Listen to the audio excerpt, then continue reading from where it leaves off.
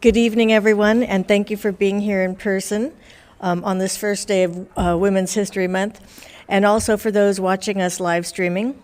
I will ask the board secretary to take roll to establish a quorum for the record. Member Benitez. Present. President Craighead. Here. Member Lopez. Present. Member Miller. Here. And Member Otto. Aye. Okay, we have a quorum. And now we will have Vice President Otto lead us in the pledge.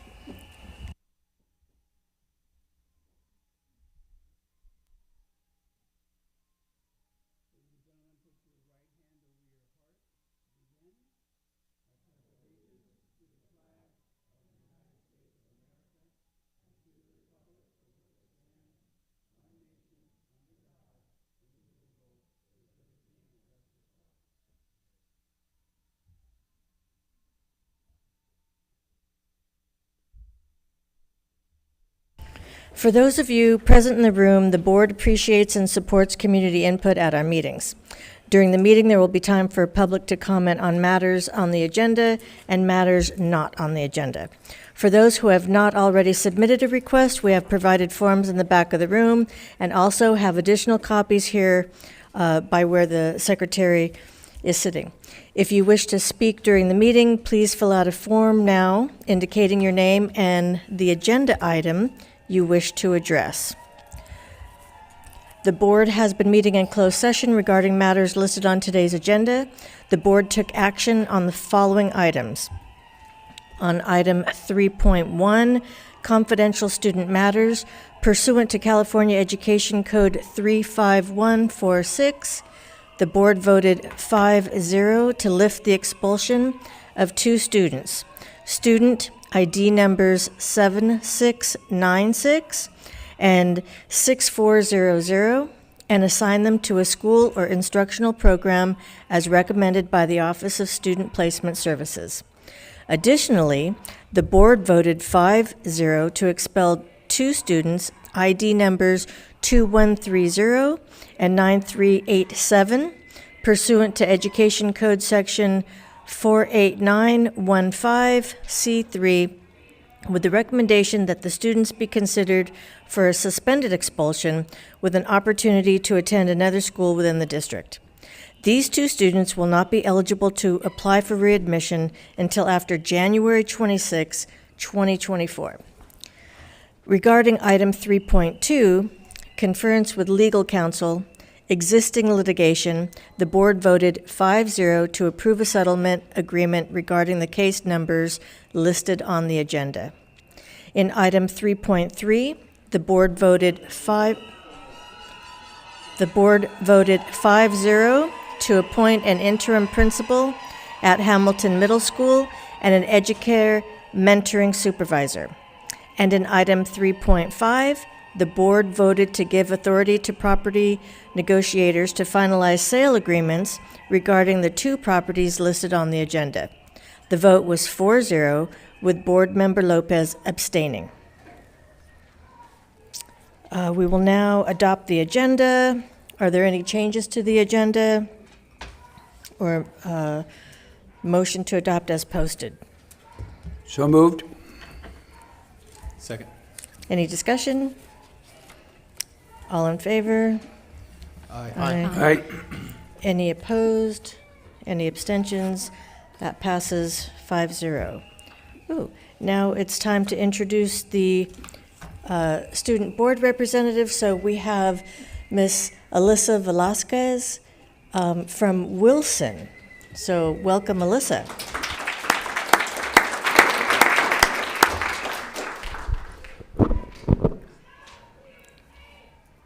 Is it on? There we go.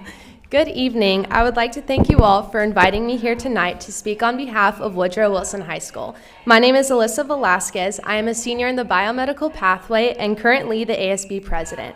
I have been in ASB for 4 years. I've held positions as governor of clubs, governor of biomed, ASB chief of staff, and most recently, senior class president. At Wilson, I am also president of the National Honor Society and the California Scholarships Federation, vice chair on our site-based decision meeting council, valedictorian, and a Z-Girl. I would like to highlight the fall ASB president who led an amazing semester previous to my term, Sydney Scott. To kick off the 2022-23 school year, our Bruins were filled with so much school pride at football games. Our student section grew massive, where our students came together from all walks of life. This season included a mixer of Poly ASB and Wilson ASB, coordinated by the fall ASB presidents. We then celebrated Hispanic, Latina, Latino, and Latinx Heritage Month with awesome guest speakers, including Board President Dr. Juan Benitez, the passing out of conchas in the morning, music played, and lunchtime rallies dancing to salsa and merengue. Beginning October, we kicked off our annual homecoming fair planned by junior Claudia Jacinto Pastrana, where our clubs sold 80 clubs sold treats and hosted games. And this year's theme was Bruins Barnyard Bash, where the chickens lay and the Bruins slay. Our students celebrated Dia de los Muertos, led by senior Carmen Alcala, where ASB sold marigolds on the rally stage, honoring our ancestors and our loved ones. Additionally, throughout the month of November, our leadership team hosted African American listening sessions, where students' voices were uplifted in each academic pathway. Through the months of January and February, we celebrated our seniors as they completed college applications with a hot cocoa morning led by myself and the Senior Senate. The astonishing Young Black Scholars, led by senior Bree Lang, hosted a step show where our community learned about the importance of the Divine Nine sororities and fraternities. Celebrating the new year, our dancers performed in their winter dance show, led by seniors Lucia Johansson and Dina Delgos, showcasing the time of our lives. At the end of January, our Asian American and Pacific Islander Club, led by Zoe Lam Hommel, partnering with ASB Governors of Diversity, Equity, and Inclusion, Aubriana Herring and Linda Fulton, celebrated Lunar New Year through fashion shows, lunchtime activities, and red envelopes. I would like to highlight our phenomenal Young Black Scholars Club at Wilson. This club recently celebrated an exciting Black History Month. They hosted a Sunday's Best service in our big gym, had phenomenal guest speakers, an Earth Lodge Center drum and dance rally, a Spirit Week, and recently are hosting an upcoming talent show at 6 p.m. this Friday in our auditorium. The growing club continues to generate a safe place at Wilson for our Black students. Additionally, this month we celebrated over 1,000 athletes at an all-athletics assembly. Our girls water polo, boys basketball, girls soccer, boys soccer, and wrestlers competed in CIF state, representing what it means to be a Bruin athlete. This is what just one semester looks like at Wilson High School. In the upcoming events, you may look for winter formals sailing into the Roaring 20s, March 10th on the USS Iowa, sponsored by myself and the Senior Senate, Women's History Month, orchestrated by the Female Leadership Academy and the Associated Student Body, the annual dodgeball tournament with a 57-team bracket every even day at lunch in the big gym, led by dodgeball commissioners Elijah Vince and Max Fox, and finishing strong with an amazing Springs athletic season. And remember, it is always a great day to be a Bruin.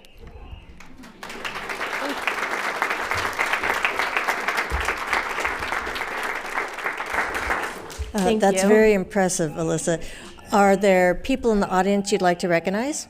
I would like to give a shout out to our amazing principal, Miss Caverly. She is new to Wilson, but looking at her, you would not think that. She has been an amazing principal, and she's been welcoming to so many students and really creates a safe space for all students at Wilson. I would like to also highlight my family. I have my mom here, her name's Vanessa, and then my little sister, Lana. So that's my support system here tonight. Yeah. Colleagues, any questions or comments? You mentioned you're a senior. Yes, I am. Can you tell us about your future plans? I am currently awaiting college acceptances. I am looking into schools within California, so I'm waiting for UCLA and also out of state, possibly University of Pennsylvania. So those are top two on my list, and I'm going to be majoring in neuroscience or neurobiology, where I hope to obtain a career as a neurosurgeon. Thank you. Madam President, I'm wondering if Dr. C. Brown would like to do an analysis of how many students that have presented here have said they're going to the best university in the world, and whether that's at all changed in the 5 years that I've been here as a board member. Dr. Brown, congratulations. You're already a Bruin, so you might as well stay a Bruin. Right, once a Bruin, always a Bruin. That's what all our Bruins say at Wilson going to UCLA. Yeah, well, these are times when there's a lot of back and forth on things, so I'm not sure what we what Dr. C. Brown could tell us that we could rely on. It's very nice to see you, Mr. Otto. I saw you back last June. Okay, so, Ms. Lopez? Well, there's a lot going on at Wilson. Sounds like you're doing an incredible job there, and everyone else. And I really hope you do consider UCLA if you get in, and go Bruins. Thank you so much. I appreciate you guys. Have a nice rest of your night.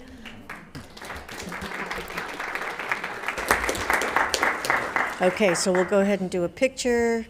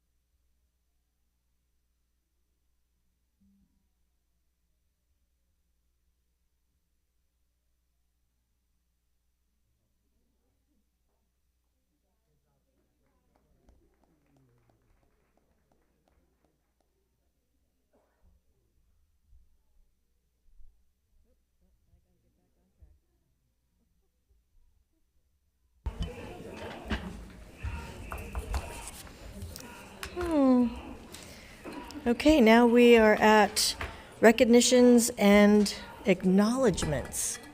So we'll pause for a video.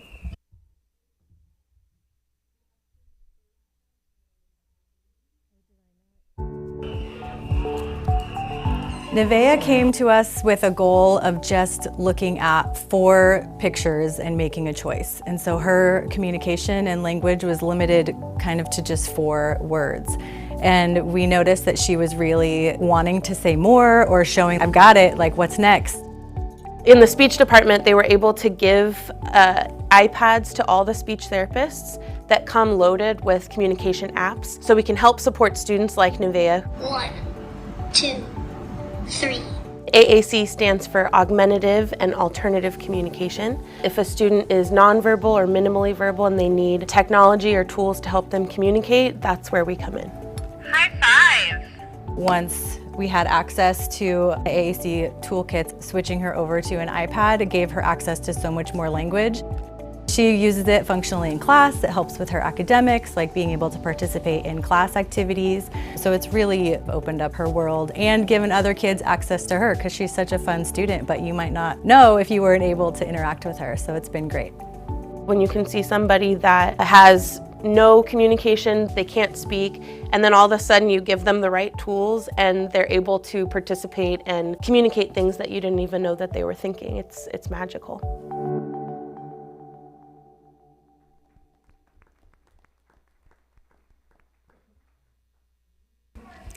That was truly magical to give somebody a voice that didn't have one before. But my apologies, I took things out of order. I should have gone to our Measure E and Measure K Bond Citizens Oversight Committee annual report, so we'll do that now, and I welcome Mr. Walter Larkins to the podium. That is a hard act to follow. I was ready, Melissa, I was ready to recruit her right off the podium. I mean, she was good, I tell you what. So seeing students like that, I have to say, gives you faith, really in the future. It really does. Makes working with kids all the more valuable. So I'm here for a very specific purpose, to obviously talk about the COC and the great things that the department has done. And I'm going to say good evening, board president, prepared statement, Craighead, and distinguished members of the board, superintendent, Long Beach Unified staff, and community members. There's a lot of excitement going outside. I don't know what it's about, but it's loud.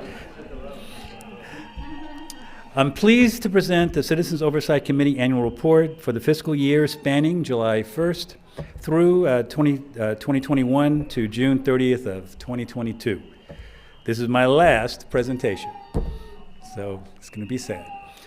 So this is my third consecutive 2 terms as a COC chair and being on the COC, and it's been an honor, really has been. Seeing all the great things that Long Beach Unified has done with the bond measure funds that have been put in place has been inspiring.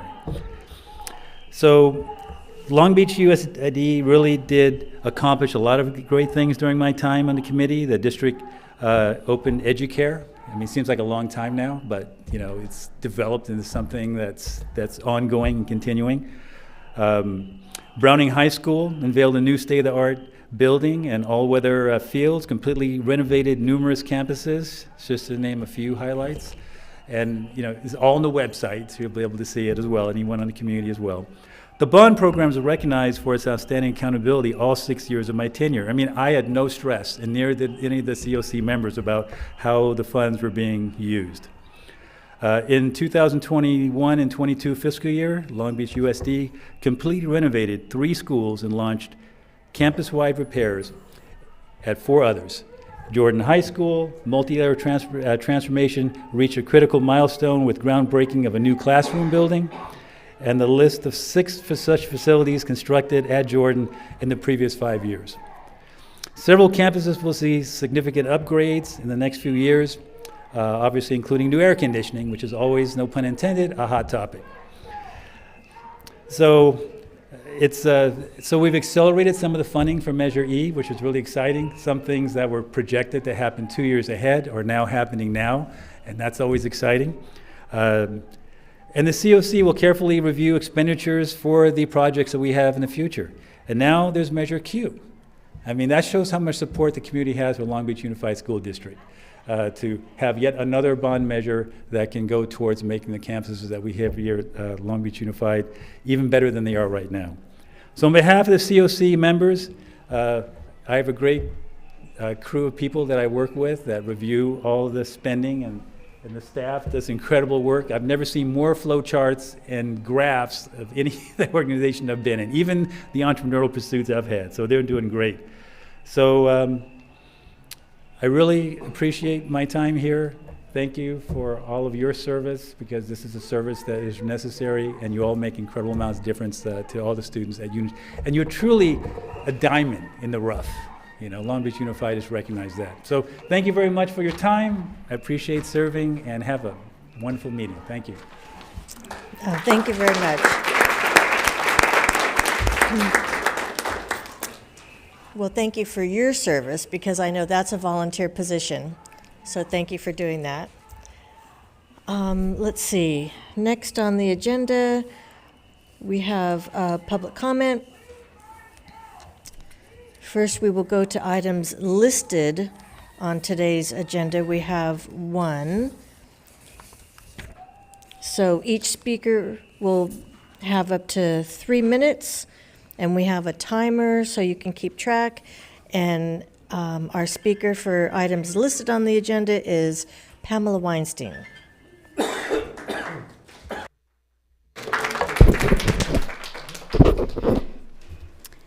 Hello, I'm Pamela Weinstein, teacher at Rogers Middle School. Today I'm here to acknowledge my retirement on Friday after 28 years, 6 schools, and an estimated 4,500 students, including some of your own children and grandchildren. It has been a rewarding career that has afforded me much. I'm grateful for my years in the district, as it initially encouraged my growing passion for sustainability. I expanded a recycling program at Stanford, and when I arrived at Rogers, Kim Holland allowed me to create a sustainability elective. In the first few years, the Rogers Green Team was a finalist in Grades of Green's Trash Free Lunch Challenge, and earned the prestigious California Green Ribbon at the gold level during our very first year as an elective. I'm grateful the Green Ribbon mural will endure on the wall outside the Rogers Gym. And through the process of earning those awards, I realized how much more needed to be done. My students and I joined forces with Grades of Green, City of Long Beach, Al Galita, our district nutrition and custodial services, Danielle Vandevoort at Hughes, and Karen Wassinger, now at Poly, to create Think Green. And this sustainability program was welcomed and co-created by the previous administration. And prior to COVID, we had 24 sites participating in comprehensive recycling programs, diverting food waste, and providing sustainability education to staff and students while earning monetary rewards. We even were able to create a new elective called Environmental Awareness that is now at 3 schools. I thought the current administration would welcome this program, but it was not to be. Learning this, I knew I had to pursue my love of sustainability elsewhere. It has been a difficult decision to make, but I know in my heart is the right choice for me. My new position at a global sustainability firm will allow me to make a wider impact on municipalities and school districts in the Western United States. I am thrilled for this opportunity and the ability to show my students that it is possible to go after their dreams at any point in their lives.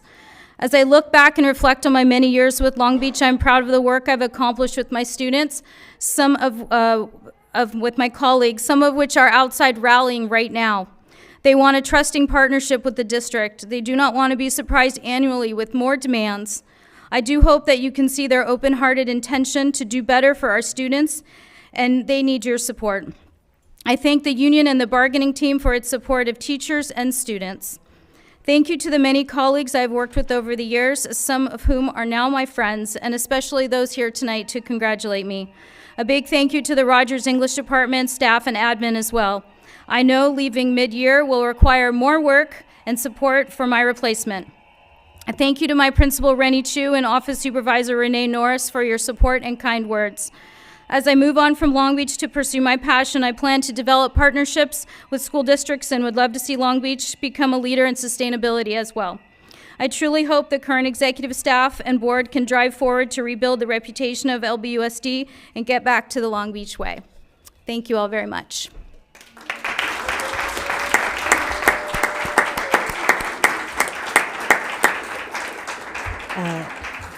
Thank you, and thank you for your many years of service and dedication. I know you've done so much more than just what's expected of you in the classroom, and for many years. So thank you. I see that we have people to make comments on items not listed on the agenda, and comments on an item not listed for discussion today must be about issues that are within the jurisdiction of the board. Please note that due to California law, we, the board, cannot enter into a discussion on any items not listed on the agenda.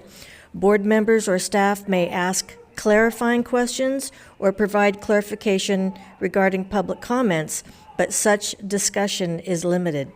Each speaker will be provided up to 3 minutes to make their comments, and again, we provide that timer that's up on the wall. So our first speaker will be Christine Kelly.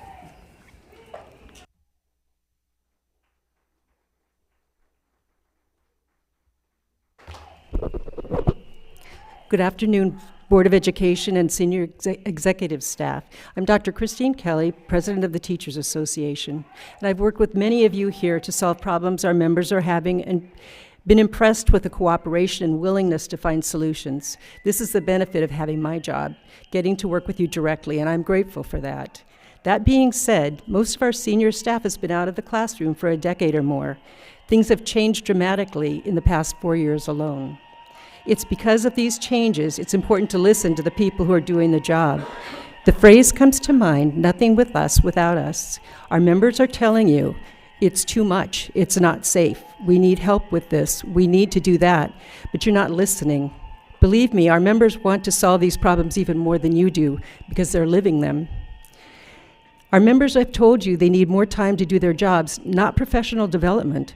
That's how you address the SEL issues for employees. If we aren't treated as professionals, how do we perform as professionals?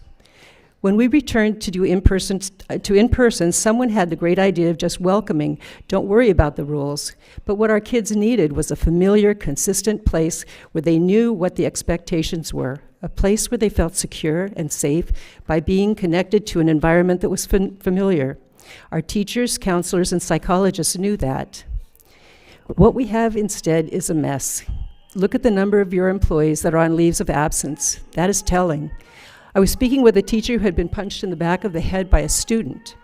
When he went to be checked out, the nurse told him, "You're the third teacher I've seen this week. It's not safe." And we're talking kinder through 12th. When it comes to bargaining, our members are angry. You filled every moment of their day with more and more expectations, frequently with no support. Don't get me wrong, there are some amazing principals who climb into the trenches and will change diapers, fill in for absent aides, and manage students in distress. They're treasured. Initially, there appeared to be room for negotiation, but that does not seem to be the intent. We're not a bank or a factory, and we don't make widgets. We're trying to support traumatized children while making up for 3 years of confusion, insecurity, and fear. We are supporting each other's trauma. Because our members don't feel heard, there is no trust. Our members are not being heard. They're working at sites where out-of-control behaviors are a constant threat. They feel micromanaged by the district, and they're treated dismissively by principals and now even our Board of Education. There is room to negotiate, but again, that does not seem to be the intent. We can meet halfway. Our members' plates are full. Our non-teacher members don't want to sit through PD designed for teachers. Ask your employees. They know what they need to do their jobs and what would help. They don't want to give up time they could spend with their families or set up classrooms and plan for their students. I'm sorry. Thank you. Your time is up. Thank you. Next, we have Ron Harmon.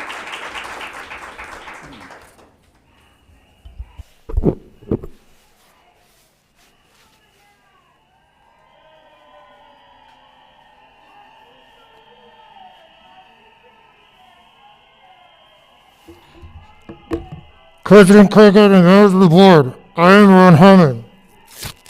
The last time I was here, the district cut my time at the end of my speech, even though I was within my 3-minute time limit, as verified by its legal counsel.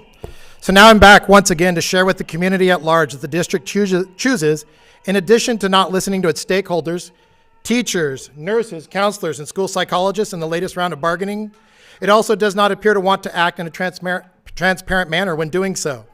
At 5:22 p.m., at the February 15th board meeting made up of this elected body, the district shared with the board president that they had sent out an email to its stakeholders which outlined 4 additional work days for teachers in exchange for compensation that was and is 37.7% below the state's allocated cost of living adjustment, which is allocated so that teachers, nurses, counselors, and school psychologists can recapture purchasing power that is eroded by the pressures of previous rising and now sustained high inflation rates.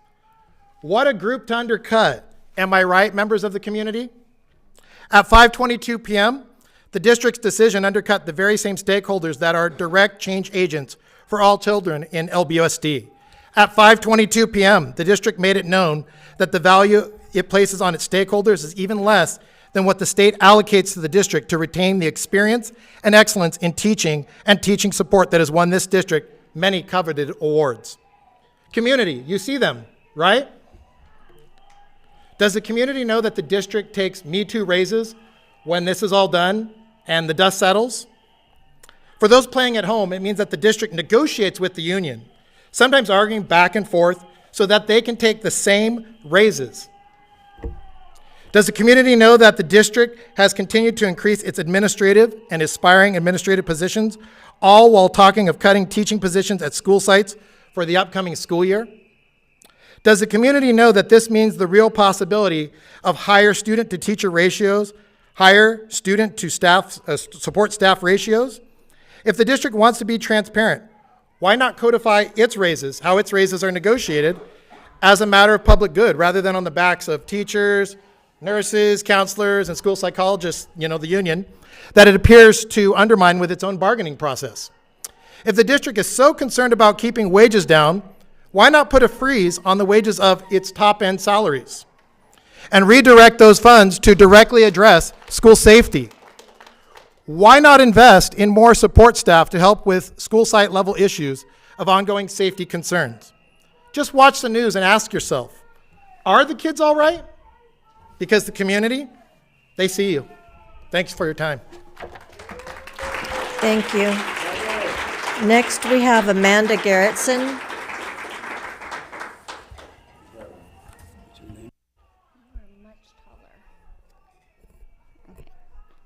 Hello, I am Amanda Garrettson.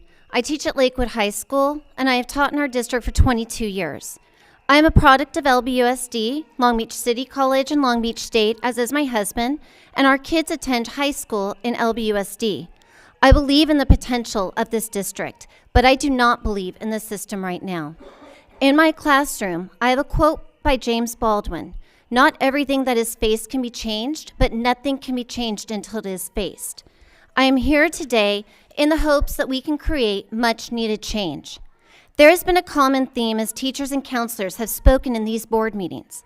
Every single person has mentioned feeling a lack of respect, value, connectedness, voice, compassion, and support.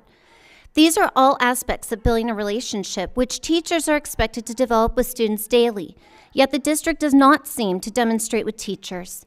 In fact, the teachers who are willing to speak at these meetings and write letters to you are a small group, because many teachers are concerned with the retaliation for speaking up, a fact and reality that is too present in this district. And so it is left to the few to represent the many. When the vast majority of decisions about what we teach, what we do in PD, and what we are paid is determined by people who have not been in the classroom in any real, meaningful way in years, maybe decades, or for some, have never taught in a classroom, the lack of relationship and respect is glaringly obvious. The disconnect is stark. Occasionally, we are sent an email or video thanking us for our dedication and work. We are told that we matter. We are told that the work we do is important. And then we have to fight for the pay we deserve. We have to fight for the respect we deserve. We have to fight to be treated like professionals. We should not have to protest outside of this building to be heard. We should be home with our families. We should not have to speak at this podium to be recognized. We should be resting from an exhausting day of teaching. We should not have to convince anyone that we are worthy of a reasonable raise based on cost of living. We should be given what we have earned without issue. And we should not have to explain why adding 4 more days of district-driven training without practical application and without teacher input is a problem. This is my call to action. Professional development and curriculum must be teacher-driven. We are told over and over again that we are the experts, then act like it. Our raise must be fair, reasonable, and reality-based. We are told over and over again that we are valued, then act like it. We have spoken up and we are told that we are heard. Now is the time to act like it. Now is the time for change. Thank you. Thank you. Next, we have Jerry Morrison. Jerry Morrison. Madam President, my name is Jerry Morrison. I teach at McBride High School, and I'm happy to say I have to speak up a bit over the noise outside, my colleagues out there, and that's what I want to talk about. As I'm sure you know, the demonstration outside concerns the state of the negotiations over our contract. And the main point, I think we all know, is the fact that the district is demanding, kind of take it or leave it, that teachers work these extra 4 days for professional development. There are lots of reasons why teachers oppose this, and I just want to concentrate on 2 of them. The first one is a little surprising as well, how we're going to pay for this. We're told that this would result in about a 2.2% increase in teacher salaries. That's a big chunk of change. And to put it bluntly, that's an ongoing expense paid for with money that we don't have in the future, right? Now, we know the district had lots of money in reserve, hundreds of millions of dollars. It's legendary, right? But we can't expect the district to pay for ongoing expenses out of reserves. We're always told that. So the first question is, how are we going to pay for this? Secondly, are these resources being well spent? And I think this is the crux of the matter. People might think, well, oh, teachers don't just want to work 4 days. I challenge you at the beginning of the next school year, take a drive around the campuses of the districts. Go the week before school. You'll see the car parks full of teachers. They're in there working for free because they're doing stuff that they recognize as valuable. They need to prepare lessons. They need to get the classrooms ready.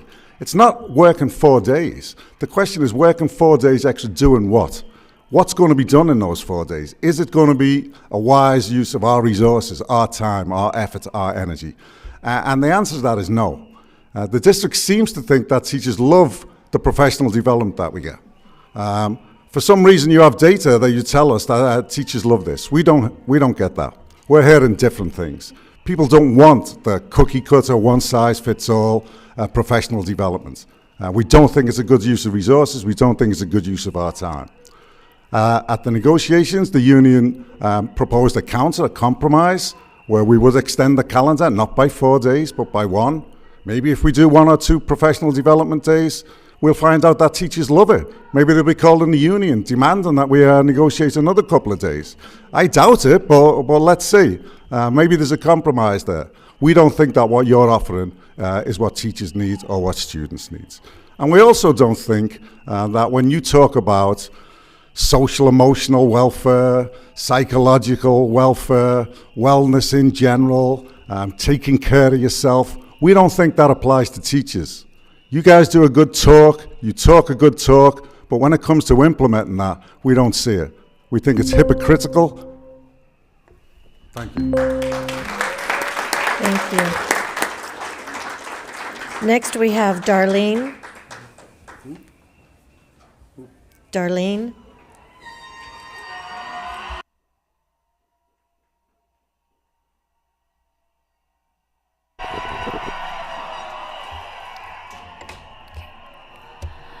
Good evening, Madam President, members of the board, and executive staff. My name is Darlene Lee Wang, and I am a school counselor at Burney Elementary School. I am a proud product of LBUSD, and for me, being able to work and give back to the community of Long Beach that I grew up in is a dream come true. School counselors play a critical role in supporting students in their academic, social, emotional, and career goals. Yet, too often, school counselors in LBUSD are pulled to do other non-counseling related duties that distracts us from our main responsibility, which is our students. In the past 7 years serving as an elementary school counselor, I've learned that being a school counselor in LBUSD involves taking on more administrative responsibilities than actual school counseling. I've been called to administer more IEP meetings than I've had counseling groups. Instead of providing a comprehensive school counseling program and proactive and preventative interventions, I've been tasked with inundated office referrals, school discipline, supervision, crisis situations, testing, SST, 504, IEP, SART meetings, and scheduling. This undermines our role as professional school counselors and jeopardizes our responsibility to our students, our staff, our teachers, our parents, and community.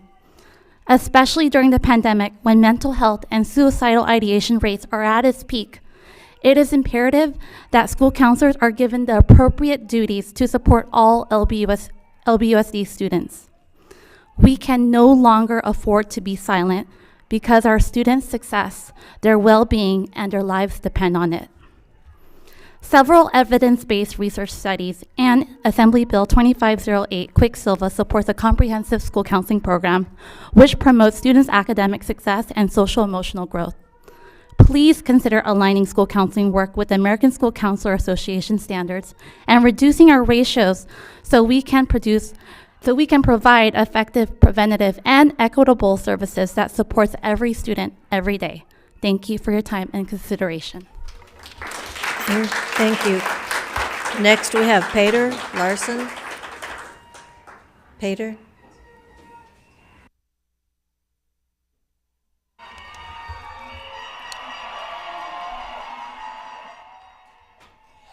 Good evening, board members and executive staff. First off, I'd like to really stress that we need you to listen to us. Listen to what we've said today and also 2 weeks ago. And board members in particular, as the governing board, We are counting on you to step forward and give the leadership that that your positions really call for. My name is Peter Larson, and I'm the Taub Vice President. I teach at Jordan High School in Board Area 1, and I never miss a vote in Board Area 5 where I live. 2 weeks ago, we asked if you were listening. If you were, we haven't seen any evidence of it. I wasn't kidding when I said Long Beach's experts in education work in schools and classrooms across the district and not in this building. And yet for 3 years now, Long Beach educators have been treated like children instead of the professionals that we are. This has to stop. More and more is being asked of us, even though there's no data to show student performance will improve due to it. It's a waste of time and money, and it's burning teachers out. Are you aware that some teachers have already decided to switch to other districts or leave education entirely because of how we are being treated?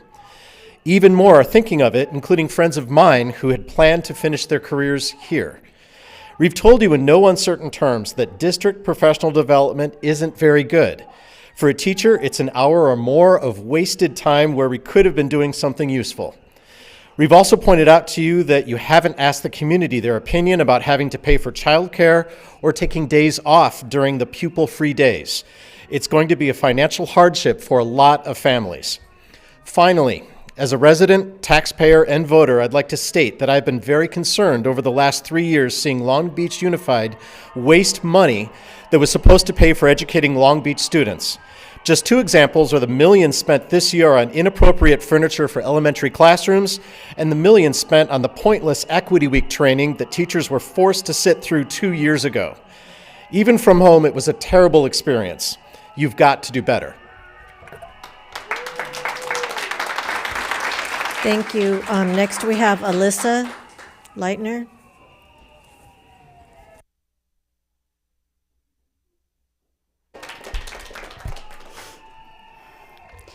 Good evening, Madam President, members of the board, and executive staff. My name is Alyssa Leitner. I'm a school counselor at Tincher Preparatory School, serving over 800 students and families in grades TK through 8. Thank you for giving me this opportunity to share my experiences and concerns. In the last 2 weeks, I've conducted 6 suicide and self-harm assessments. Let me say that again. In 10 days, I conducted 6 suicide and self-harm assessments for students ranging from 2nd to 8th grade. In addition, I provided administrative coverage for various IEP, 504, and SST meetings. I worked on second semester schedule changes, high school choice selections, conducted LPAC testing, responded to requests from parents and teachers, and met with students regarding social and behavioral concerns. As a counselor, I make a daily pledge to my students that they are safe, both physically and emotionally. Learning does not take place if students don't feel safe. The events of the past 2 weeks are data points to me that the pledge I make is jeopardized because the number of students on my caseload far exceeds the nationally suggested ratio of 250 students to 1 counselor, and a vast amount of my time as a counselor is spent on administrative duties. We're about to enter our 3rd year post-COVID, and our students, families, and communities are still suffering. The impact is evident in the increase of student suicide attempts, self-harm, struggles with depression and anxiety, all of which result in challenges in our schools. We are desperately in need of a proactive approach to student needs through a comprehensive school counseling program. This framework, outlined by the American School Counselors Association, aligns our duties with established school counseling standards, including 80% of our time spent in direct service to students, with programming aligned with 3 domains: academic development, college and career readiness, and social-emotional development. Further, as the lead mental health professional at my school, an 800-to-1 ratio is simply not sufficient for this moment in time. I pray that I don't miss a sign from a student or cannot assist them because I'm not available and a tragedy happens. I ask that you please consider implementing a TK through 12 comprehensive school counseling program and lower student to counselor ratios to effectively serve our students, families, staff, and communities. Thank you. Thank you. Next, we have Megan Martinez. Hello, I will try to speak out as much as I can because of everything outside.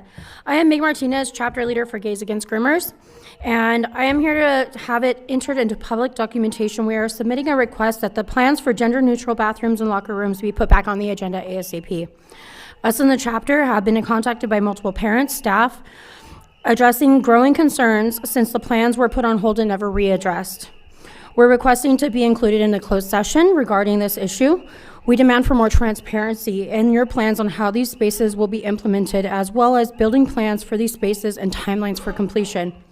We'll be following up with this with an email documenting this request. We are looking forward to working with the district to rectify all concerns for the students as well as the LGBT students as well. I'll be expecting your return email for more information and dates to discuss this item promptly. I also want to address something on behalf of myself. Growing up, and I have met and known plenty of teachers within school districts worldwide, and all of them have the same concerns that these teachers have. They are underpaid. The items that they request to put in their classrooms are always denied. They have to pull into their own pocket to put things in there.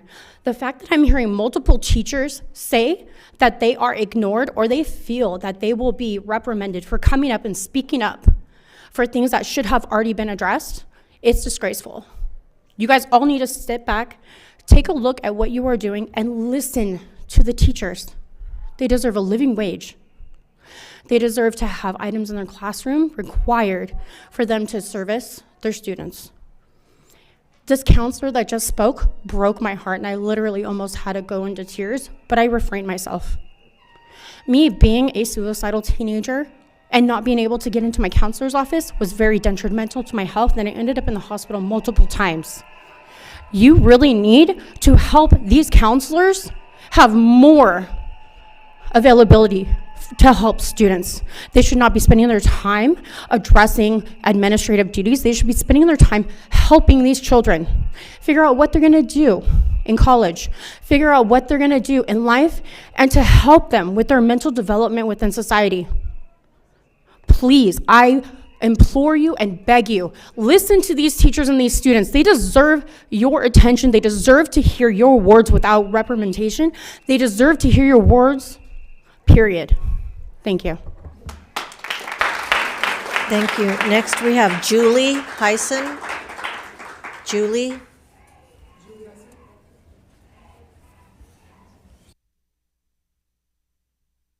Hello. My name is Julie Hyson. I'm at Franklin Middle School. I'm a special day class teacher. I teach MM. I'm here to speak about special education. Many teachers, including special ed, are so busy that they have no time to come speak up for themselves. I know last year I was swamped and I couldn't see the light of day, but I had to keep trudging in the trenches and working at school, and I could not get in here. Now I have made sure to make time to get in here, and I'd like to give you more information. We need you to save us. Save us from having endless IEPs exceeding 5 hours and taking time from other students and trying to prepare excellent lessons. Have a limit on how many hours and dates an IEP can go without someone taking the case over. Save us from doing clerical work such as invitations and calendaring and etc. Surrounding districts and other states have classified staff to do the clerical work. Save us from doing 2 or 3 people's job for the price of one.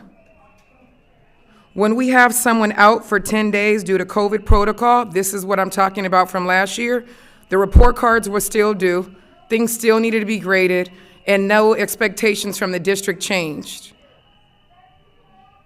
When there's a vacant position, which my school always has, the rest of the staff pick up the slack. We are working harder, but don't get paid for it. To save us, I'll need you to pay us. Pay us when someone is out 10 days in 1 month. Pay us when there are vacant positions. If we have your support and what we need, we are more likely to stay, less likely to be burnt out.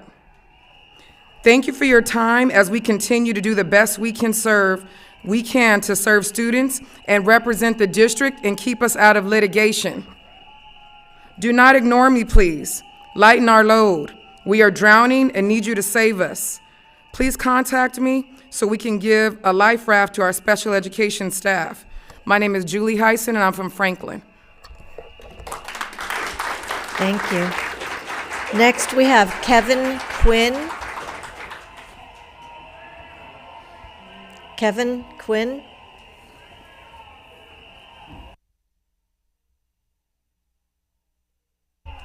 Hi, my name is Kevin Quinn. I'm here to address the 4 additional days of professional development for teachers.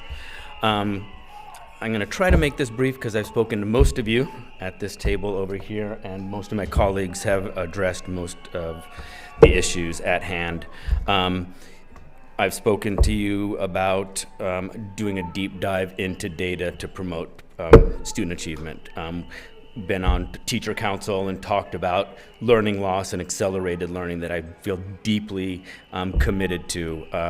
I've been at the bargaining table, and when the district says we have a concern and we have a priority, I think in good faith we sit down and we say, what is the concern? And if it's accelerated learning, if we are looking at learning loss, if we are looking at student achievement, social emotional stuff, a history, 20-something years of just coming and saying, let's collaborate and let's get this done.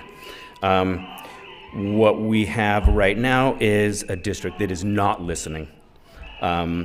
We are faced with a district that's cherry-picking data to weaponize learning loss. That's the truth. It is true that there is learning loss and that some of our that our PD is basically failing. Our PD is failing some of our students, but that data is omitting the fact and not celebrating or uplifting or looking at an asset-based model, because my children go to school with many of your children and they are not failing. My colleagues are not failing all of our students. We should be uplifting the practices that are actually promoting student achievement and celebrating that. I do agree that the district should take a rigorous look at improving current practices, but the mandated additional workdays of PD is committing the educational taboo of punishing everybody for the shortcomings of few. Do you guys remember everybody staying in for recess? It's been a long time. We just don't do it anymore.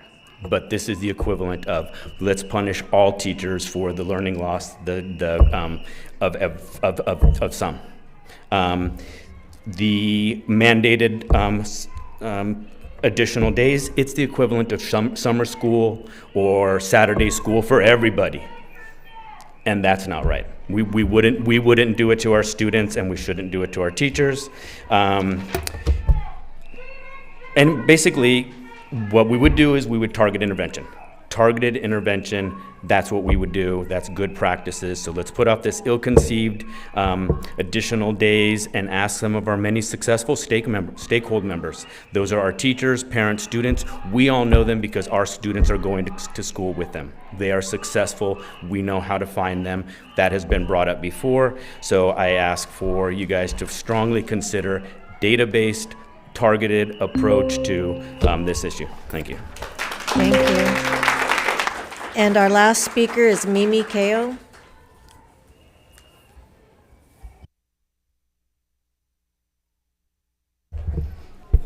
Hi, I'm Mimi Kao, and I'm back.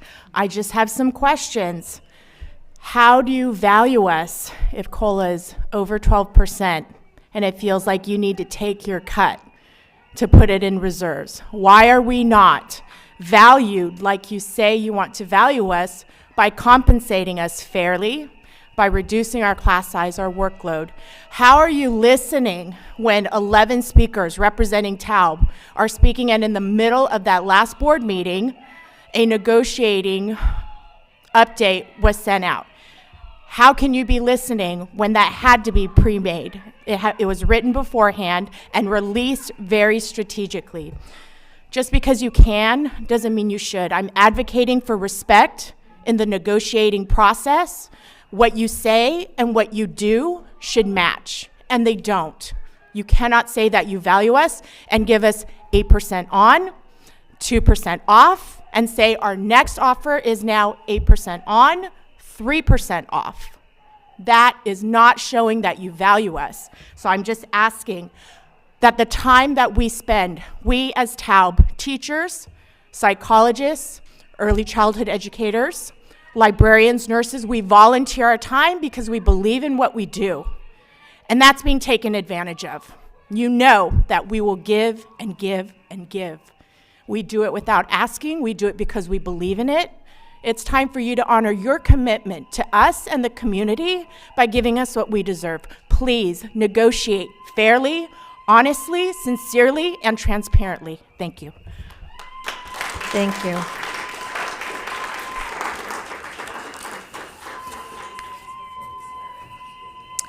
We are going to take a 5-minute recess, and then we have something special to do. So we will reconvene at, what is it, 6:10.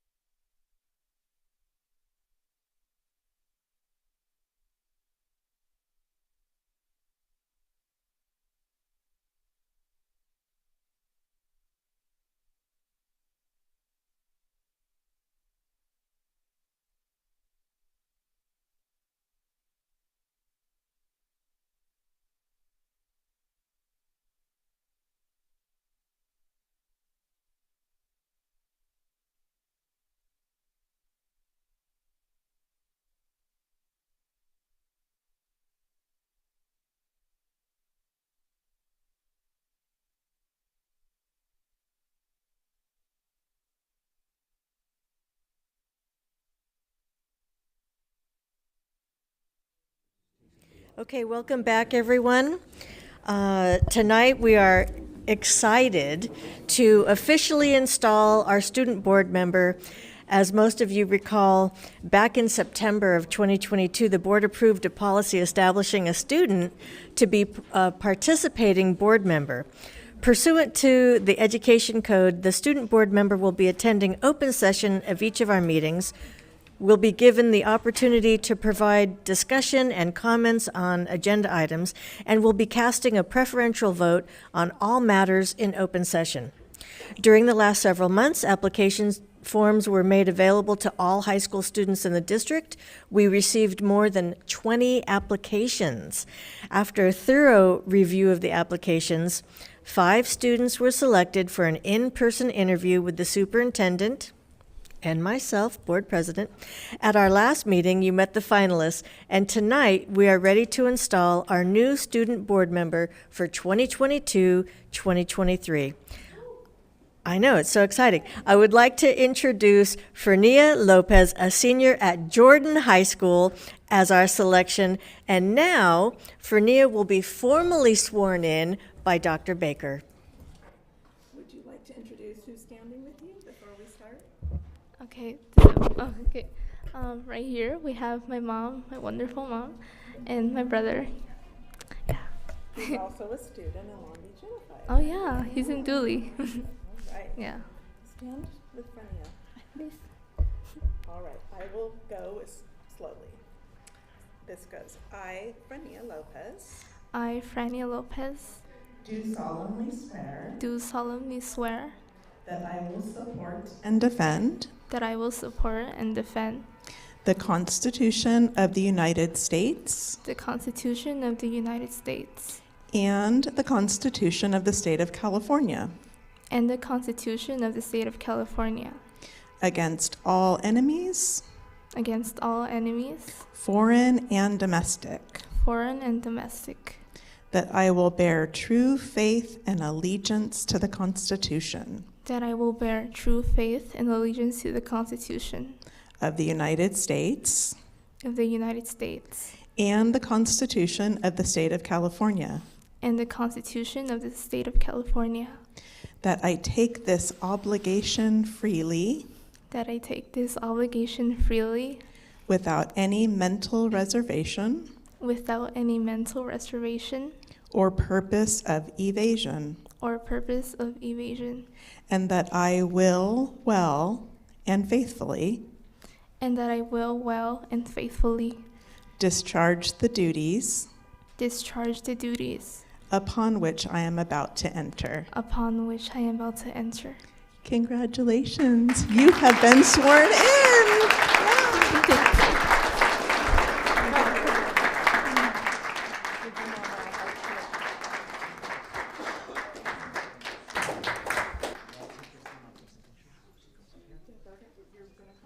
Well, congratulations, and I think we're going to do a photo, so we'll take a moment.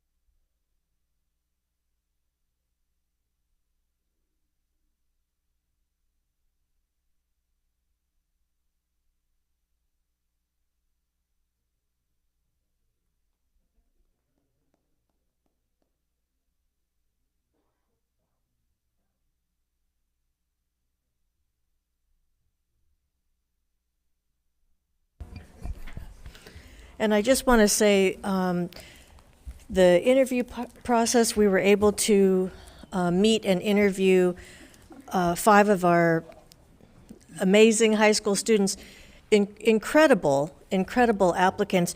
One of the things that stood out, though, about Fernia was that she mentioned she's from a different school district, and she mentioned she didn't feel valued or that her voice was heard. That really resonated with us, and we really wanted to validate that you have value, that your voice is heard, that we know with this opportunity, you will take this and put it to good use. We are so proud of you and so happy that you came forward and applied for this position. So with that, I'd like to give you the floor, and I think you have some comments you'd like to share.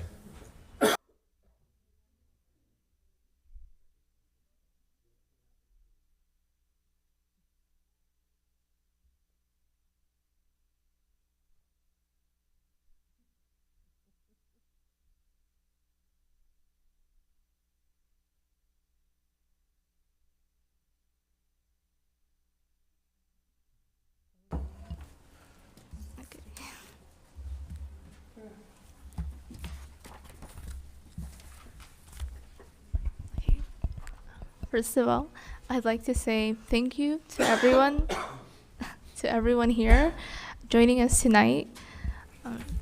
I am a student who previously, my whole life, I spent it in LBUSD. And I just recently, as of 5 years ago, I attended Lindsay and transferred to LBUSD. And ever since I came here, I felt much more loved and supported than I've ever felt in my whole life before. Back then, I'm not going to name anyone, but I personally have felt very, I guess, mistreated because I was going through a really tough time on my personal problems that I faced, and also a few other things that I went through from a teacher that really didn't support me and really didn't feel like I actually mattered or that I would ever be successful in life. But now that I came here to LBUSD, I'm really happy to say that I felt at home, and I'm really glad to be here among everyone. Thank you so much.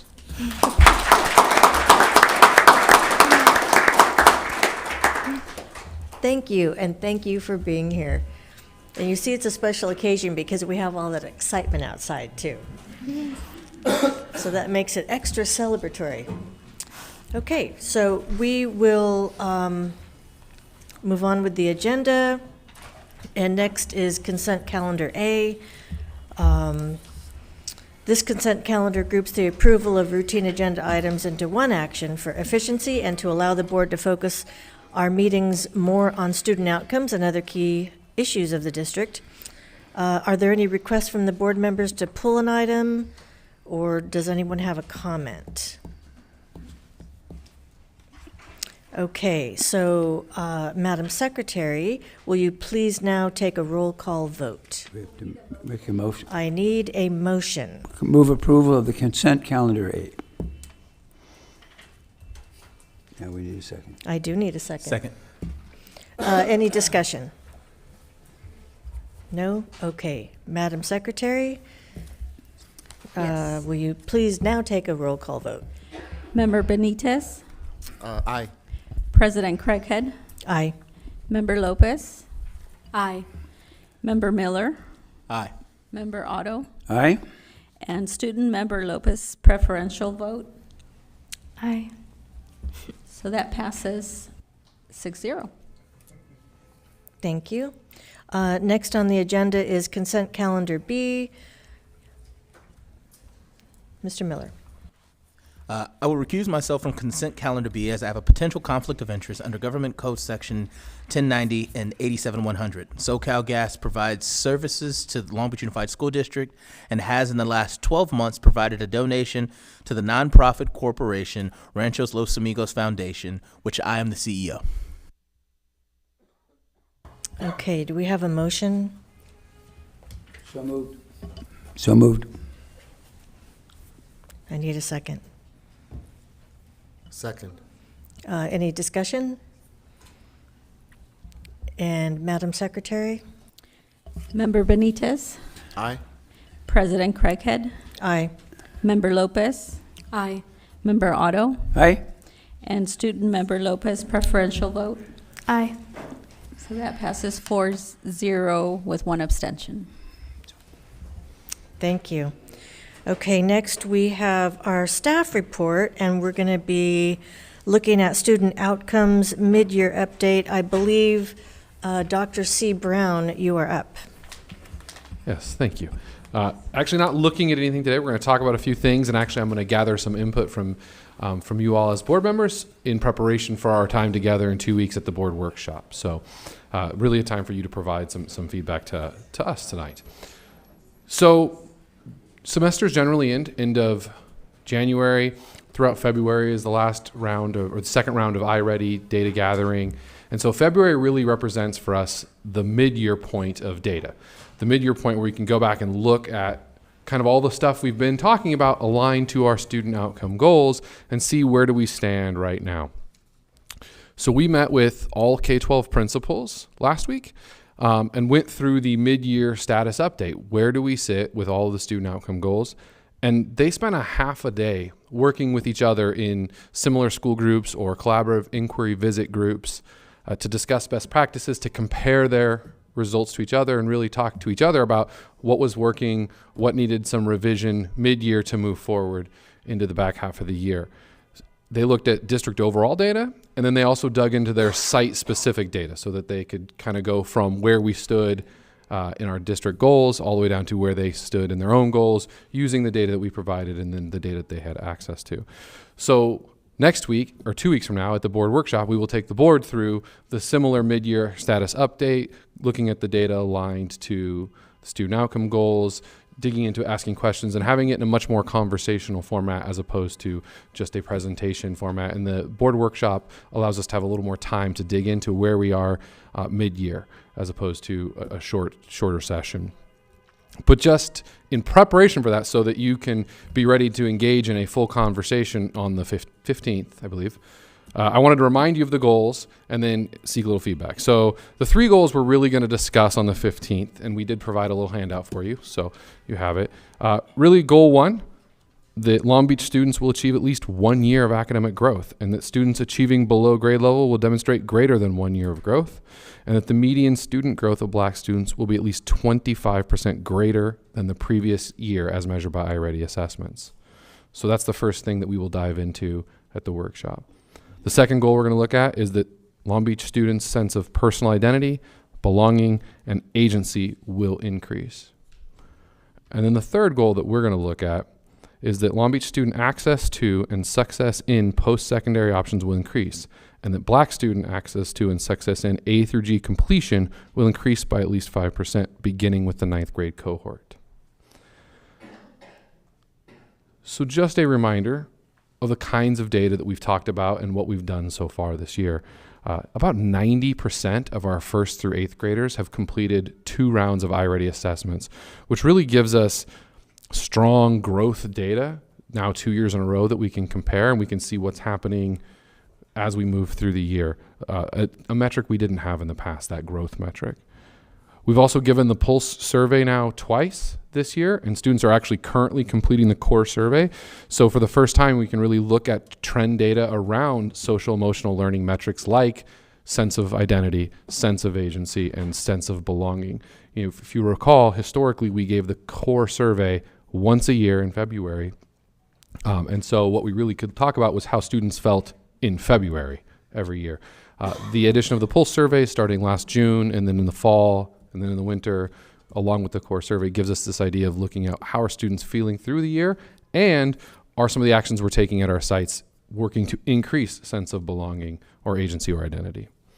And then the last thing that we've really looked at in this room, and we will continue to look at the workshop, is on-track measures. So how many of our students are on track for A through G completion? And if we recall, A through G is we use that as a proxy for access to post-secondary, right? Because if you want to qualify to attend a Cal State or UC school, you have to be A through G complete when you leave us. So looking at on track for A through G is a proxy for post-secondary access. We also look at grades for the secondary students, how many students are earning credits, passing their courses, again, as ways to get through how are they progressing towards their future. We also, for secondary students, can use grades as a proxy for year of growth to some extent. So we will explore those. So I've already prepared to talk about all three of those things, as well as a few other sources of data. What I would ask of you, and I'm gonna couch this a little bit. Depending on the level of your ask, I can't promise in 10 days to have it ready, but I can promise to eventually have it ready. But if there were things that you've seen so far this year or questions that you have that you would like us to present at the March 15th board workshop aligned to these three goals, I would love to know what they are so I can do my best to get the team and I to work to get those in the data presentations before we come to the workshop. If we don't get it in there because of the depth of the request, we will get it in an upcoming board meeting. So we won't just ignore it, we will actually do it, but I just want to put that out there. So this is the conversational section of the agenda where I reach out to you for input on what you would like to see in terms of alignment to these three goals, data questions you have for the board workshop. Okay, colleagues, who would like to, Mr. Miller? So, first off, I'm already excited about the three goals that we're going to be taking a look at, but I'm actually going to center my comments around goal number 2, which is a student's sense of personal identity and belonging and agency. So today we had a number of folks working within the district who represented the school counselors in particular. And so we've received a little bit of information around our counseling ratios. And so I'd be curious to see if there is a direct correlation to our students' success and or personal identity in correlation to the ratio of student to counselors at our campuses.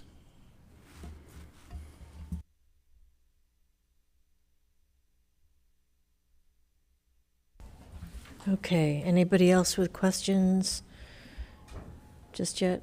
Dr. Benitez?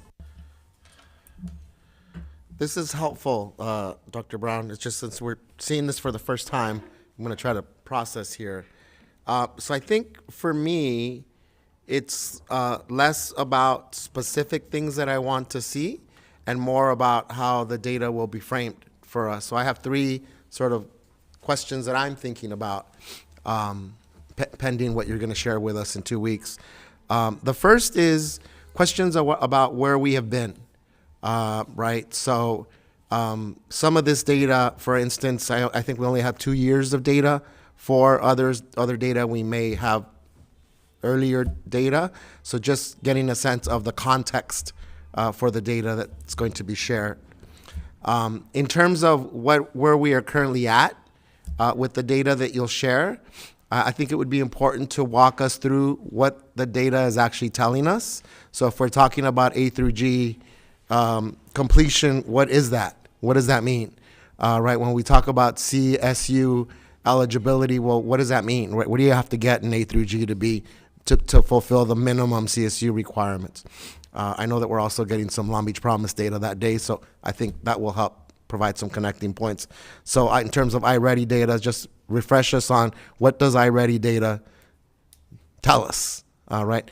That way, when we think about where we were last year, we get a sense of, okay, one year may not be enough data for us, particularly at the earlier grades, right, of the lower grades.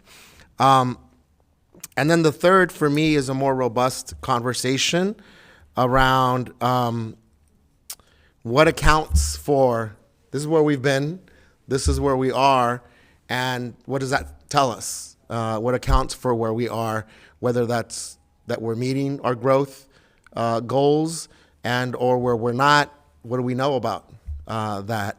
I always get caught in this really, I think all the whole team here can attest to, sort of wanting to see where we're going, but I'm going to sort of reflect and get a better understanding of where we've been, where we are. But what will help, at least me, is to get a sense of what's accounting for this snapshot that you're going to provide for us. So that's where I'm at right now. I do have other questions about the different measures. So for instance, if students, just to build on Mr. Miller, if students' sense of personal identity, belonging in an agency will increase, well, I want to know, does a 5% increase, is that different from a 10% increase? What does that tell us, right? Are we aiming for a 20% increase for which students? I would say the same thing for goal 1. Students will achieve at least 1 year of academic growth.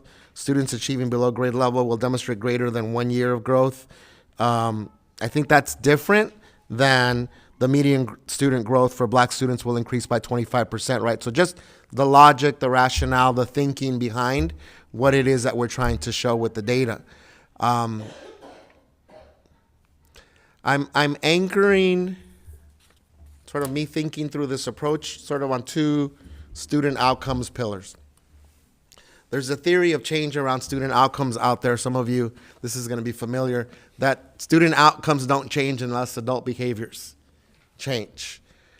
And I'm thinking through the public comment that we've received over the last few weeks, but just bringing that back in terms of our educators at our school sites thinking that our student outcomes are somehow a referendum on them. Right? And public comment tonight was about how our educators are feeling. And I do think it's important to disaggregate the outcome from the individual in the classroom, right? And think of these things more as our system, right? So if in general, certain subgroups of students are not doing what we've promised them that they could be doing, I want to make sure that that's not that there isn't an automatic correlation to, oh, there's something that a teacher must not be doing. There's something that a counselor must not be doing. And so it's building on, again, Mr. Miller's idea that what is this data actually telling us, right? And then we can have a more robust conversation on what are we accounting for this. I'm thinking particularly of our student subgroups that have experienced the greatest challenges, and not that all students haven't experienced some degree of challenge, but a 25% growth for our black vacuum doesn't really tell us very much, right? What are our reference points? What are we measuring in comparison to other subgroups? I'd love to be able to engage on an ongoing discussion through our monitoring calendar, through our monitoring report, where we may not have all the answers, but I think for me, knowing where we're going based on what we know helps to inform my thinking in formulating questions, Dr. Brown. So I know I covered a lot there, but I felt obligated to kind of share with you. That's how I'll be approaching whatever data you share with us, knowing full well that we're not going to get to everything, nor that we have an idea about everything. But I think from a student outcomes focused approach, it's important to differentiate. If I ask you for inputs or outputs questions, how many students took the survey, we can have conversation about that, versus what is the survey actually telling us, right? And then we can get to questions where, is there a correlation between these survey results to the other student success measures that we're using? So I know I covered a lot there, Dr. Brown, but that's where I'm at right now with what you've shared with us. Okay, anybody else? Not yet? Or Mr. Otto? Okay, thanks. So I really appreciate that we're getting into this. I think that it's very, very important, although it's daunting. And it's daunting because to ask the great epistemological question, how do we know what we know based on what it is that we're going to get? So that, for example, in goal number 1, it says LBUSD students will achieve at least 1 year of academic growth. I want to know what I mean, you do great in English, you do lousy in math. You know, are you growing academically? Are you, what does that mean? You take a bunch of electives instead of taking core classes that you'll really need to get into college. How do you differentiate that? I'm looking for, in all the things I'm going to say, which isn't that much, a robust discussion about how we know what it is that we're doing is making a difference. The third goal, when it talks about will student access to in post-secondary options increase, and with black students increasing in A through G completion, will increase at a higher percentage. We can get numbers, but what I'd really like to see you do is put your feet up and say, so here's what we know here's the data we've got. This is what we think or hypothesize that the data means, but are there other ways of looking at this? Are there qualitative measures that we can use as well as quantitative measures that we're going to come out there with? There seems to be a fascination with testing and quantity, and the truth is that, and we hear it tonight with the people who came to speak to us. They know whether things are working based on their own one-to-one experiences, which we can't have because that's not our role. So I'm really looking for what's it all about in terms of, are we succeeding? I know we have to look at goals, but I'd like a more philosophical discussion about where we can go and how what kinds of things we can do. I understand that we're in a very difficult time because we're in labor negotiations, and people feel very strongly about that, and that's less focused on student outcomes directly, but I'm looking for chances to think about to regain our focus on whether our students are succeeding and how do we know they are. And I will repeat what Dr. Benitez said. They tell us with the student-focused outcomes approach that student outcomes don't change until adult behavior changes. We need to focus on how we're doing and how we know how we're doing, so that that we can turn to our parents and our students and say, this is what we think, this is how we're measuring it, and it has to be accessible. And I don't know exactly how to do that, but I'm hoping for more than just these are the numbers that we've come up with based on the testing that we've done. So started with that. Same thing with personal identity, belonging, and agency. How much agency? Was this a good day or a bad day? Or who's given us the reports? And how are are we worried about the ways the tests are administered, and how do we approach that, and what's your best thinking about those kinds of issues? So that's it.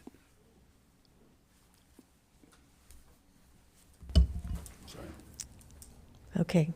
Any other questions? I thought about one technical question, Madam Okay. Chair. Dr. Brown, how difficult would it be for you to give us a sense of how many assessments and which ones we're doing sort of on an ongoing basis, given I just reread that first through eighth graders have done 2 iReady assessments. Just give us a sense of our internal assessments versus some of the statewide assessments and other required assessments. I think I heard in here either at the last meeting or the meeting before the idea that third graders are doing something like 43 days of assessments or something like that. If you can give us a sense of who's doing what assessment on an ongoing basis. I just have a couple of questions. Kind of along with what you're saying about what different assessments we're giving, is there any way we can kind of deduce if our internal assessments, if the results of our internal assessments kind of align with the state assessments? I'm kind of wondering what that looks like. And then as to goal number 1, if we're measuring the growth in a year at the mid-year point, are we measuring the growth from the calendar year, from the school year? And also, do we have direct data to compare that to? It would be nice to have those numbers kind of together so we see, okay, here's what we had today, here's what we had a year ago. I've already done that slide, so thank you. That's a good one. And we did not talk ahead of time. No. But, that one I know we can get. My daughter would call me, you're basic. So, but I'll just take it as we were thinking along the same line. So I like that. Okay, do we have any other questions or clarifying? So then I have one more thing for you this evening.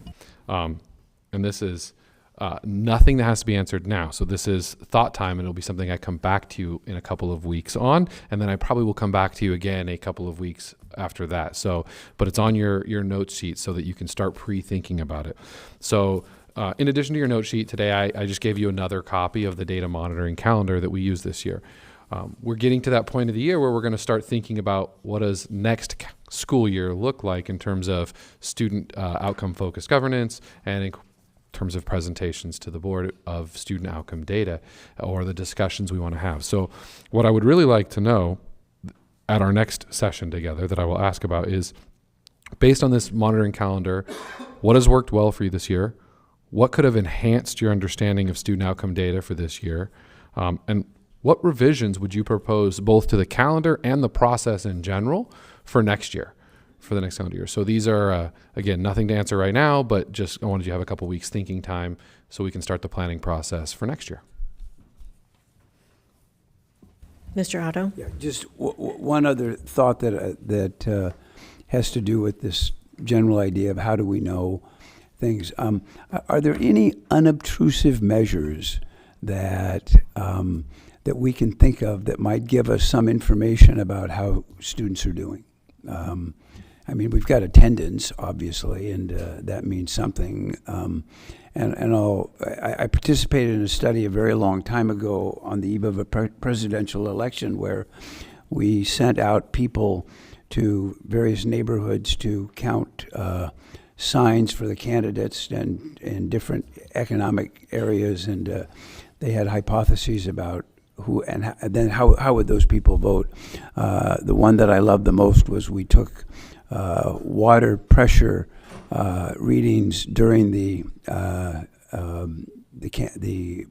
conventions with the hypothesis that if the water pressure went down when one of the candidates was speaking as opposed to somebody else, that it meant that more people were going to the bathroom, therefore they were watching the TVs. And obviously that's not what I'm looking for in this study, but the idea is, can we think of kind of outside the box of data that's out there or ideas that are out there that might give us a window into different ways to think about success and how our students are doing? So there are probably a few things we can talk about, but that might be a discussion that begins at the workshop and then continues through the back half of the school year.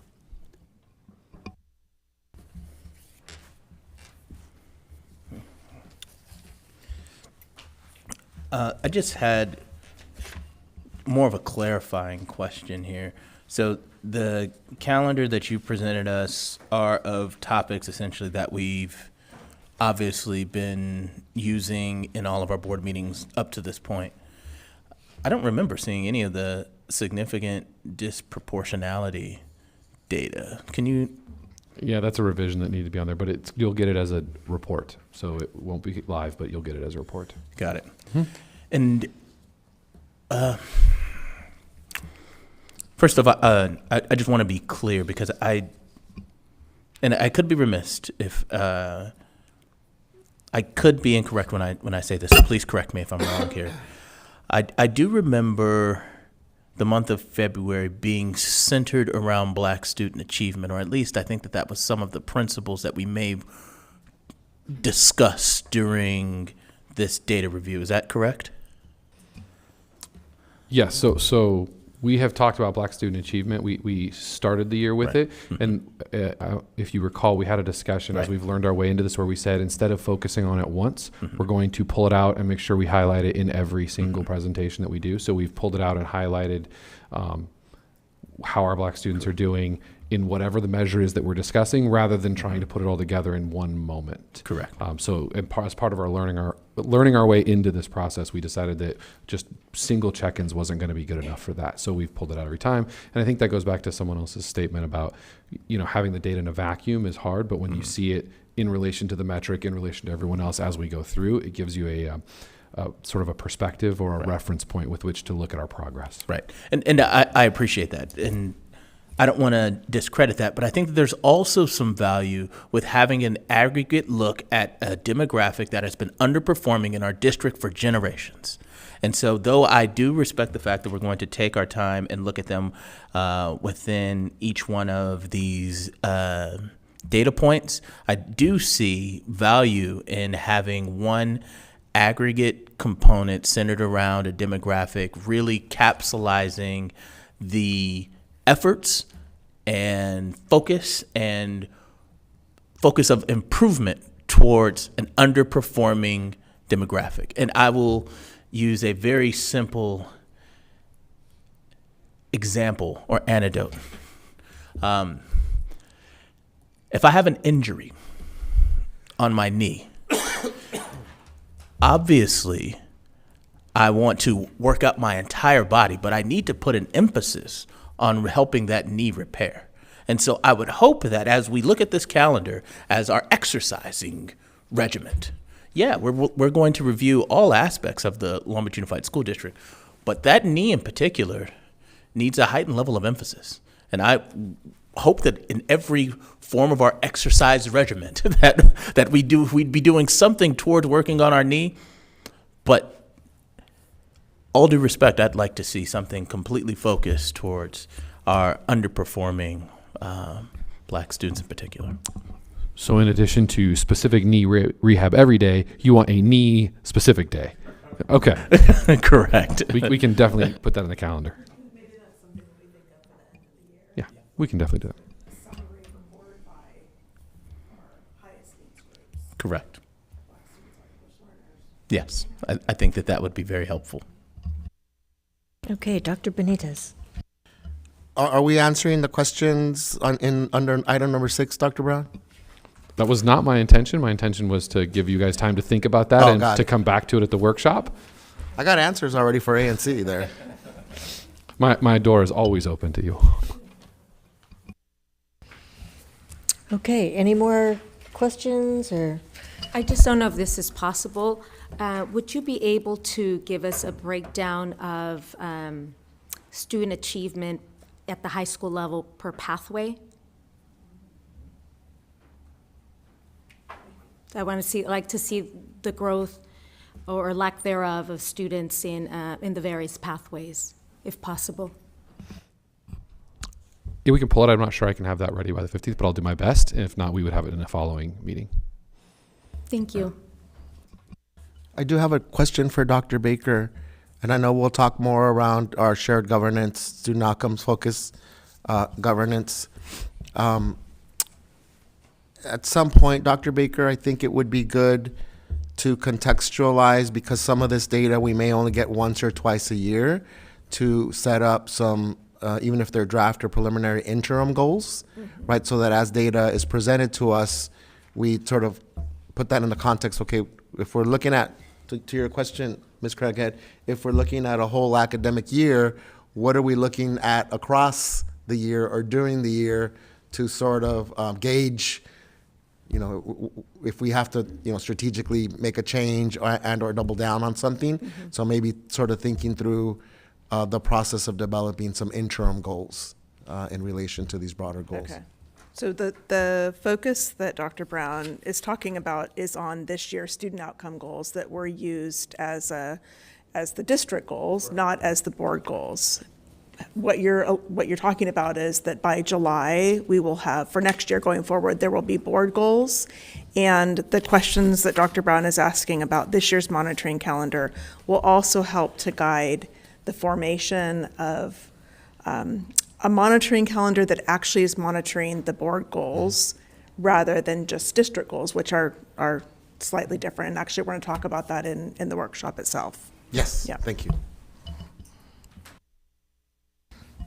Okay, any other questions or?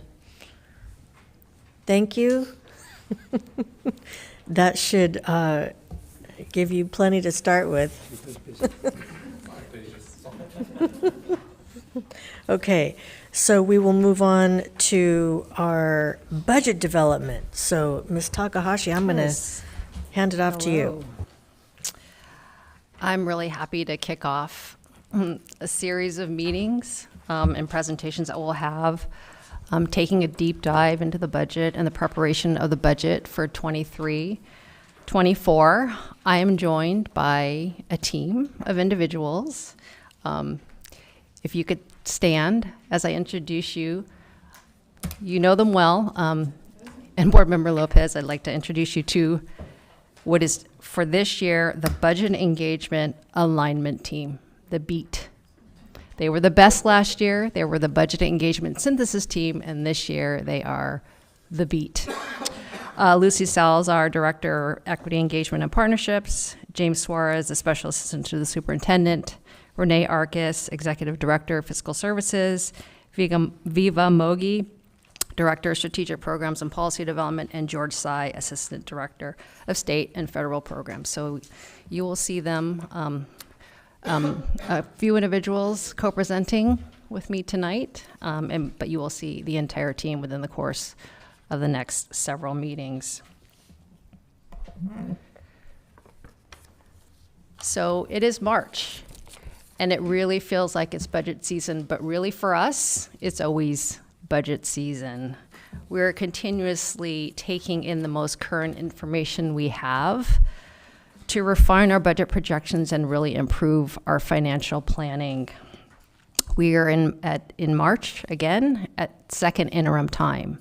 So this is the time when we look at our actual revenues and expenditures for this year, and we'll be presenting the second interim financial report to you at the March 15th board meeting.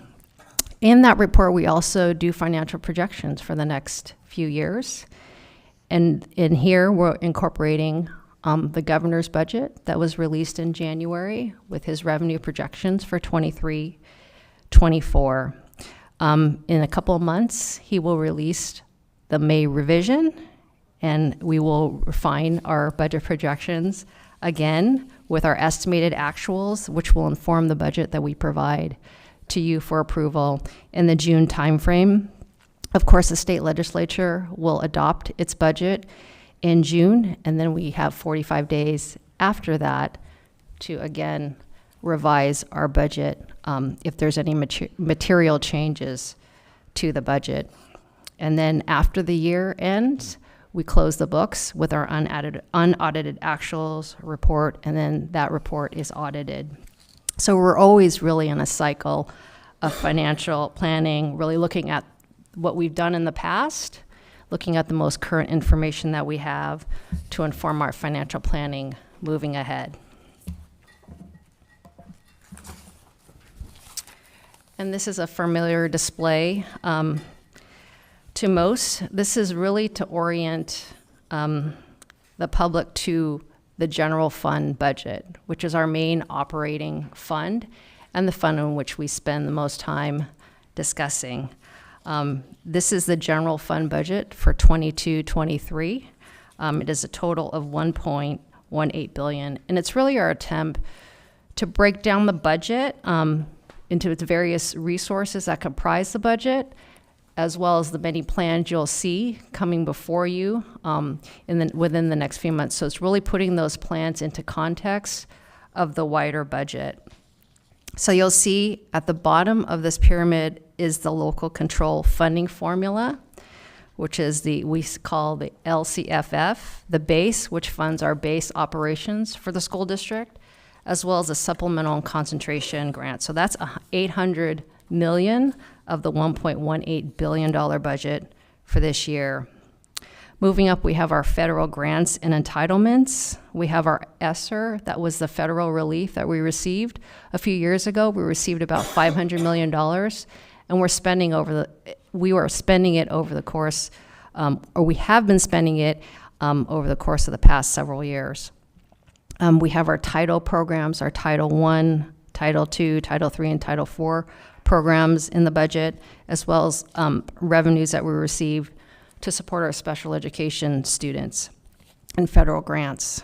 And then further up, we have state grants and entitlements. Again, special education, monies that we receive from the state, our expanded learning opportunity plan dollars that supports all of the before and after school programming that you now see at our school sites, our instructional materials monies that we receive, as well as our after school programs, that state monies that we receive. And then on top of that, we have $6.2 million in local grants and entitlements. So this is really just our attempt to simplify the budget and to put these various programs and plans into context. And we will be revising this for 23-24, and so we're walking through the development of the 23-24 plans. What we really also want to highlight is the Learning Acceleration and Support Plan, which is the district's plan to address our student needs and how the programs that are really undergirding our efforts to advance equity and excellence in our school district. So that's the Learning Acceleration and Support Plan, which really spans multiple funding sources, as seen here in this pyramid. So this is our basic primer tonight. On the budget, we will be taking much more of a deeper dive, especially into the local control accountability plan, which we'll also be asking you to adopt with the budget. So I will pause here before I turn it over if there are any questions. I have a quick question. Will this information be available online for the community? Yes, so we will be posting all of these presentations for the public, every one of them that we do. Okay, I have a suggestion. With this slide in particular, Yes. there are some acronyms. Okay. And I think it would be more user-friendly for the everyday person. If Yes. maybe in smaller writing, we just kind of, Yes. Okay, thank you. Yes. Do we have any other questions at this point? Dr. Benitez? Ms. Takahashi, I know that you've done this in the past, and I've always appreciated it. And I believe 2 years ago, you and Dr. Baker actually had some really good slides that reflects this. So to me, given that we have a $1.2 billion budget, I mean, we could spend hours upon hours trying to just explore the intricacies of the budget. What I've always found helpful is, particularly given that Dr. C. Brown is going to present on student outcomes, if we could highlight illustratively where the budget, where the points of synergy and intersection are between our budget and our student outcomes. It would be impossible for us to have a robust conversation, Right. but I think it is important for me as a board member, for our communities, to see where the budget ends up with regard to our student outcomes and the goals that we have related to that. Would it be possible to have a breakdown of the student-generated funding per site? Student-generated funding So, per site? yes. In terms of what the sites receive in terms of discretionary No, funding? what the students are generating for the site. For the, in So, terms for of what- example, your Title I students at, let's say, Bernie Elementary School, how much are they generating there? For the district in terms of how we receive our overall revenue and what the per student basis of that revenue is? That's correct. Okay, yes, we can provide some information on that.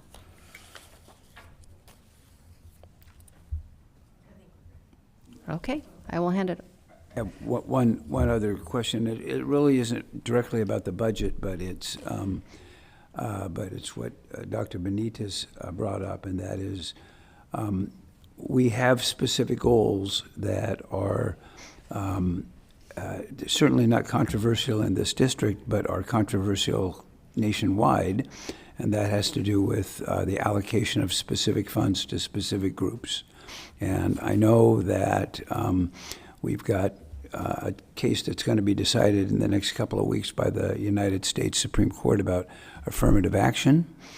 We have things in the state constitution and legislation that's been passed that talks about non-discrimination. And I'm very curious as to how it is that we do what we want to do, we accomplish what we want to do. It's not a budget question, but it's a deep question about how we approach issues like that. Does that make any sense? Would an example be if we were trying to support a certain group of students, for example, English learners, how do we determine the funds that we want to use in support of a certain group of students? Is that an... I think more directly on point, the laws that I'm concerned about say no discrimination on the basis of race, ethnicity, and things like that, and I think that's going to get tighter in the very near future. And so the question is, what effect does that have on us trying to achieve the goals that we've already adopted, that are goals that we embrace? Okay, something we can explore, how to bring it back. Okay, well, I think we're ready to move on. Okay, hand it over to Lucy Salazar. Hi. All right, thank you. Good evening. So good evening and welcome to Frania. It's an honor to be able to present for my first time in front of a student board member. So this is quite a milestone for myself, so thank you. So I'm happy to be here and I'm happy to share this evening how it is that engagement will be informing the development of the LCAP. As you mentioned on this particular slide, we see at the very bottom both the base and the supplemental and concentration. There will be a plan that will need to be developed and then eventually adopted by our board come June. So I'd like to get us started. I'm not sure who's doing slides because I don't have a slide deck. I don't have the clicker. There we go. Thank you so much. I'd like to start with the quote from Maya Angelou because it really embodies our continuous improvement way of thinking on our team, on our beat. And it's a quote that I'm sure is very familiar to you. And it says, do the best you can until you know better. Then, when you know better, do better. And so, oh, thank you so much. And so our team, with that in mind, has been evolving and learning on how we can best engage with our communities in order to capture their identified needs, their goals, and their aspirations for our students. So for example, as you may recall, we've used thought exchange surveys to be able to capture the thinking, and therefore we're able to develop themes and categorize what were the aspirations in that moment of our community. More recently, you are also aware that as we've gone through the Vision 2035 process and consequently will develop a strategic plan, we've held community engagement sessions, which have also provided us continued understanding of the stakeholders' priorities and have deepened our engagement with our community. So after we gather data from our engagement sessions and go through this process, it's the role of the staff to incorporate the hopes and the desires of our community, and more importantly, that student needs are addressed and operationalized through the actions and activities that will be included in the LCAP. So in fact, the LCAP is how we elevate our community's voice, and it serves as a reflection of their input. So the Vision 2035 process engaged our community on multiple levels. It asked the community to think back, but also to think forward on the current state of our district. So as a parent, as a staff member, as a community member, and as students as well, we asked everyone to consider, what are some things that are in our district currently that we can let go of? We also asked, what can LBUSD expand upon? And lastly, what is the ideal future state of our district? And all this thinking that was shared with staff will really be able to provide us with specificity for not only short-term goal planning, but also long-term planning. And as we develop the LCAP, we will be centering the voices that were lifted during our Vision 2035 process that consisted, as you may or may not remember, of a graduate portrait, an adult portrait, and a system portrait, which reflects, again, both long and short-term goals, and will be aligning to actions that will be developed and reflected in the upcoming strategic plan. But all throughout this process, the refinement of each portrait was a result of the valued community input, where we asked them, did we get it right? And our community was able to lend voice by seeking clarification. So they asked us, well, I'm not sure what you mean by this. And at the same time, asking us to refine some of the thinking when we brought to them some of the drafts around the portraits. Again, the graduate portrait, adult portrait, and system portrait. All in all, we were able to gather lots of robust data through our engagement sessions. So here in this slide, you'll see that we, again, are approaching our development of the LCAP that will take us and lead us into an adoption of the LCAP with 3 phases. So in the next few meetings that James will share more about, we will be spending time connecting the dots between our engagement data for you and the programs that are in the LCAP. So we will then take a deeper dive during phase 2 as we highlight strategic academic supports that are found in the LCAP that improve students' core classroom experiences while providing interventions that students need to in order to accelerate their learning and ensure their well-being. And during this phase, during phase 2, we'll engage alongside our wonderful parent advisory groups, which we can always count on to yield great results and great insight into what the community is in need of and wanting to share with us. And we openly have an invitation, and will have an invitation to any parent, any caregiver, and member of the community who would like to take this deeper dive alongside of us. But you might be asking, so how will everyone find out about these opportunities to engage with us during our parent advisory committees? And so our team, and I'm here to share with our community, that you'll be able to find not only dates and times, but you could also find them on our website. You'll be able to find or hear and read about them during our on our social media platforms. But we also intend to send out flyers to each and every one of our school sites in all languages so that they are made aware of where we are going to be gathering so that we can take these deep dives with our parent advisory committees.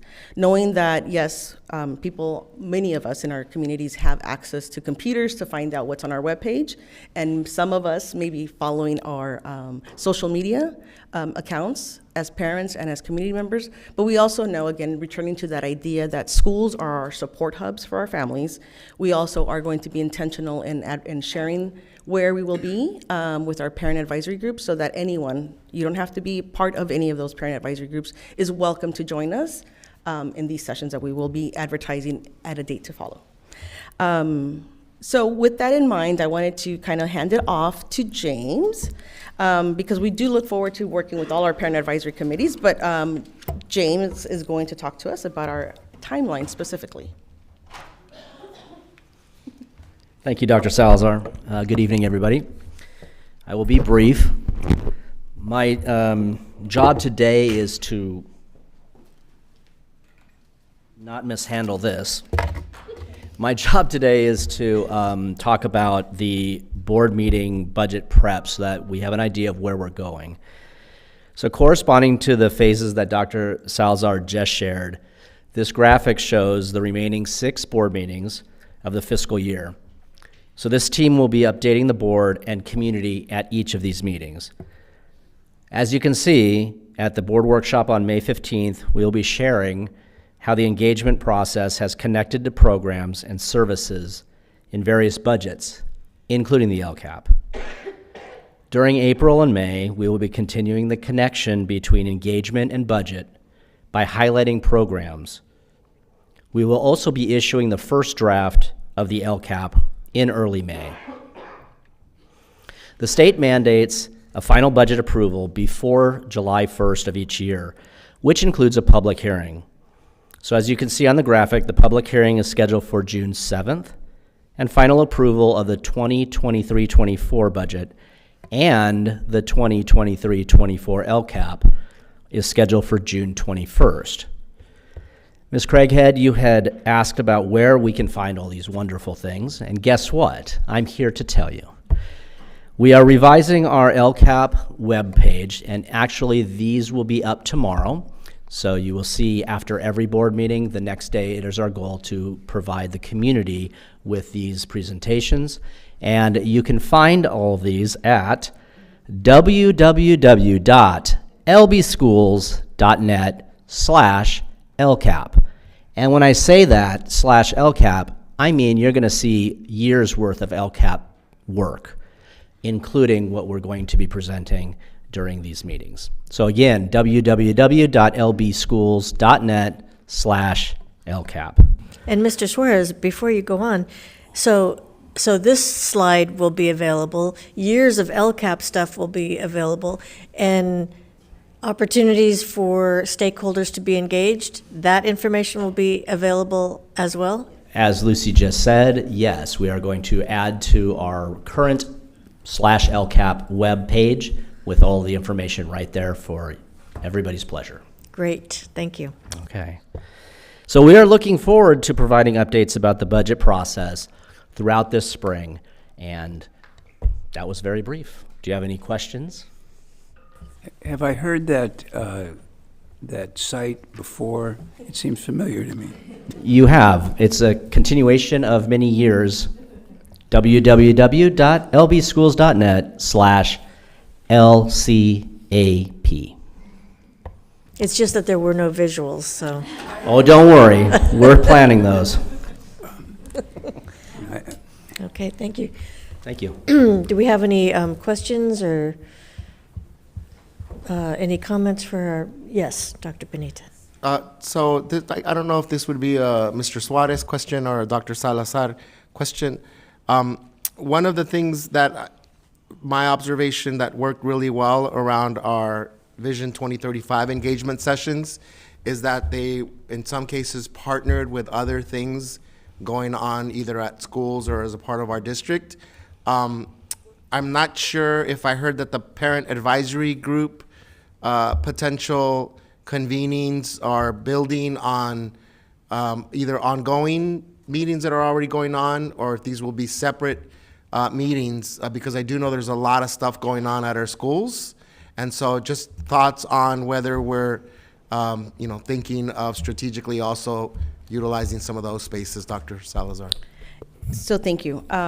So what we plan to do is leveraging the the scheduled, currently scheduled that are already posted on our web pages, particularly through our like DCAC and DLAC, for example. They're already scheduled, and so we plan to leverage those particular meetings, but also amping up, if you will, the outreach to school sites so that they know that where we will be. One is held, as you know, DLAC is typically held at Martin Luther King Park. It's held during the day, but we will be shifting our DCAC meeting to make sure that we are offering an alternate for families that can't attend during the school day, so that we can be available, because we know not everyone's always available during the day. And so through that, we are in hopes that by going to our school sites and advertising where we will be, what times we will be there, offering childcare, offering, refreshments and translations always, that we will be able to provide an experience that will welcome all in our community. Great. Mm-hmm. Anything else? I'd just like to add that we will also provide bus passes to anyone who is interested in attending those sessions. And so that's something that we're offering to, again, remove barriers for our families to be able to engage with us. And so we offer bus passes, and just to let anyone know. Great, thank you. Okay. /LCAP. Had to get the last one in there.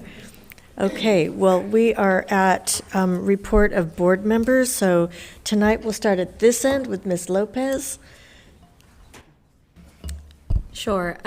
So I enjoyed attending the Black History Celebration at Jordan High School and the Black History Assembly at Los Cerritos Elementary School. The student performers were super outstanding, and thank you, students, for sharing your gifts and talents with us. I'd also like to congratulate the Jordan's boys basketball team who won CIF title. They're incredibly talented, and we wish them luck tomorrow when they move on as they continue to play. And finally, I'd just like to acknowledge the teachers who have sent numerous emails with their comments and concerns, and thank you for sharing your thoughts with us. Thank you. Thank you. Mr. Otto?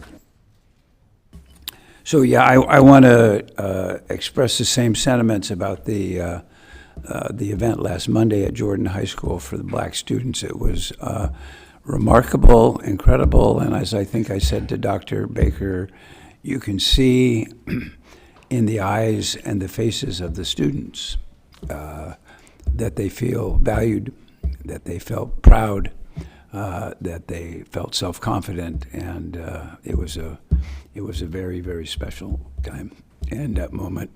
And it couldn't have been done without our own Eric Miller, who was the master of ceremonies and kept everybody moving.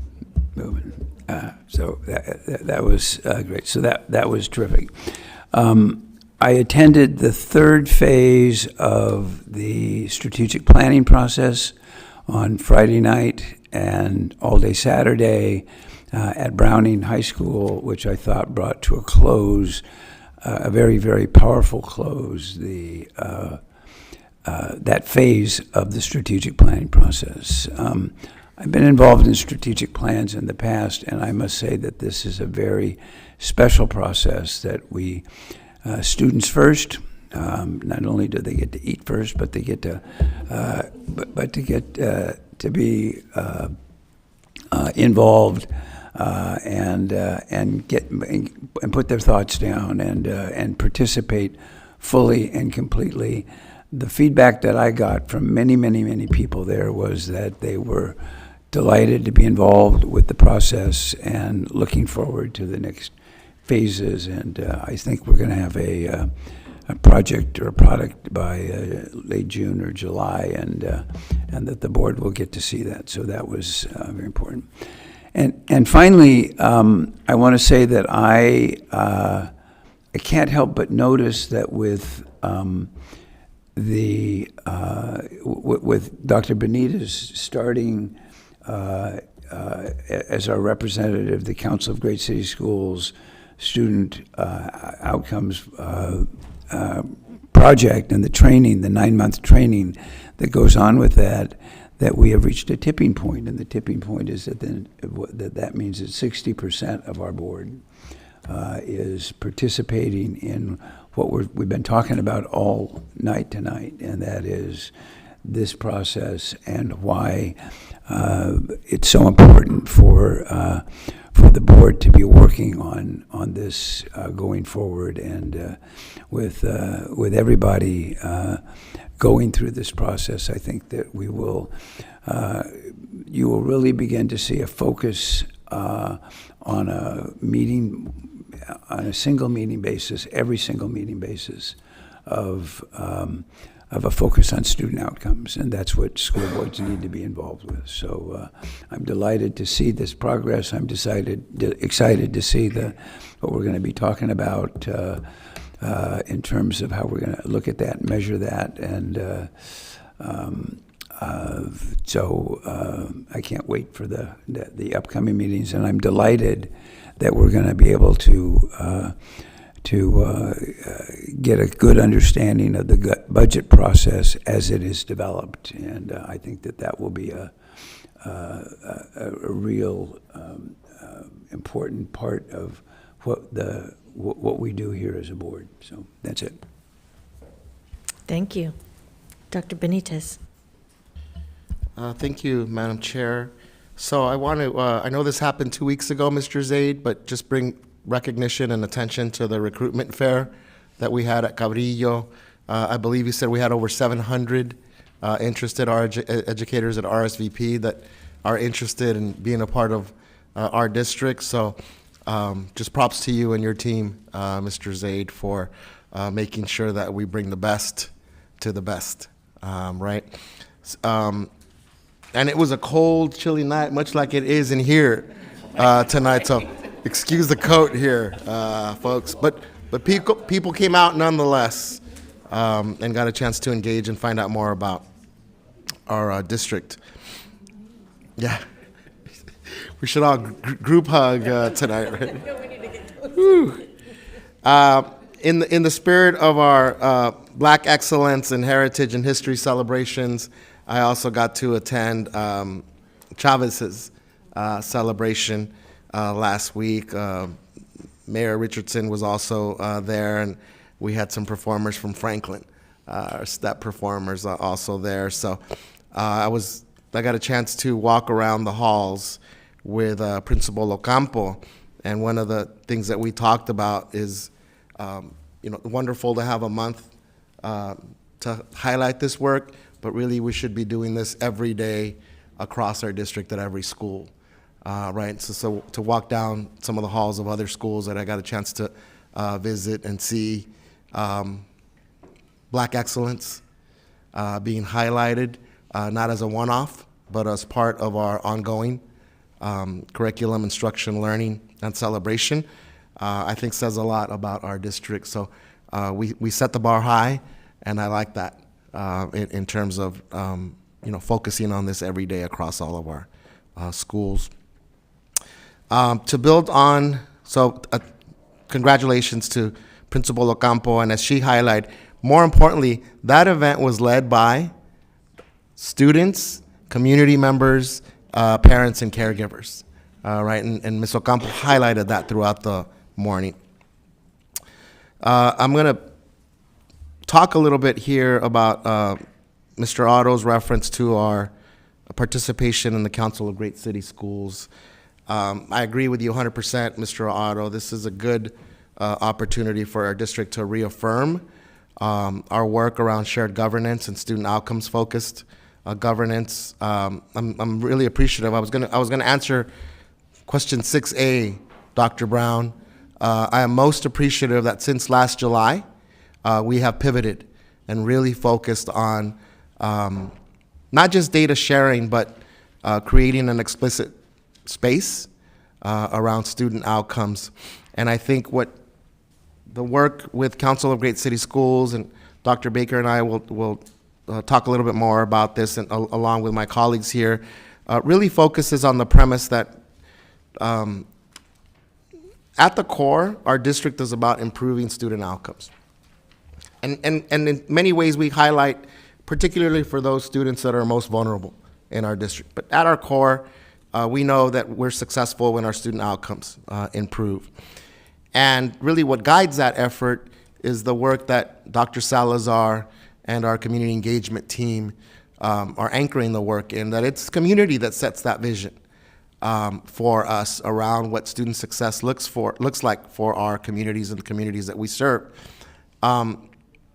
The way we hold ourselves accountable to that vision is through our strategic plan, our goals, our superintendent goals, and our board goals. So I think by July, Mr. Otto and colleagues, I would love to be able to say that our board has developed goals in alignment with our community vision for student success, in alignment with our strategic plan and with our superintendent's goals, so that we can answer part C of that question, Dr. C. Brown. What does this look like for us next year?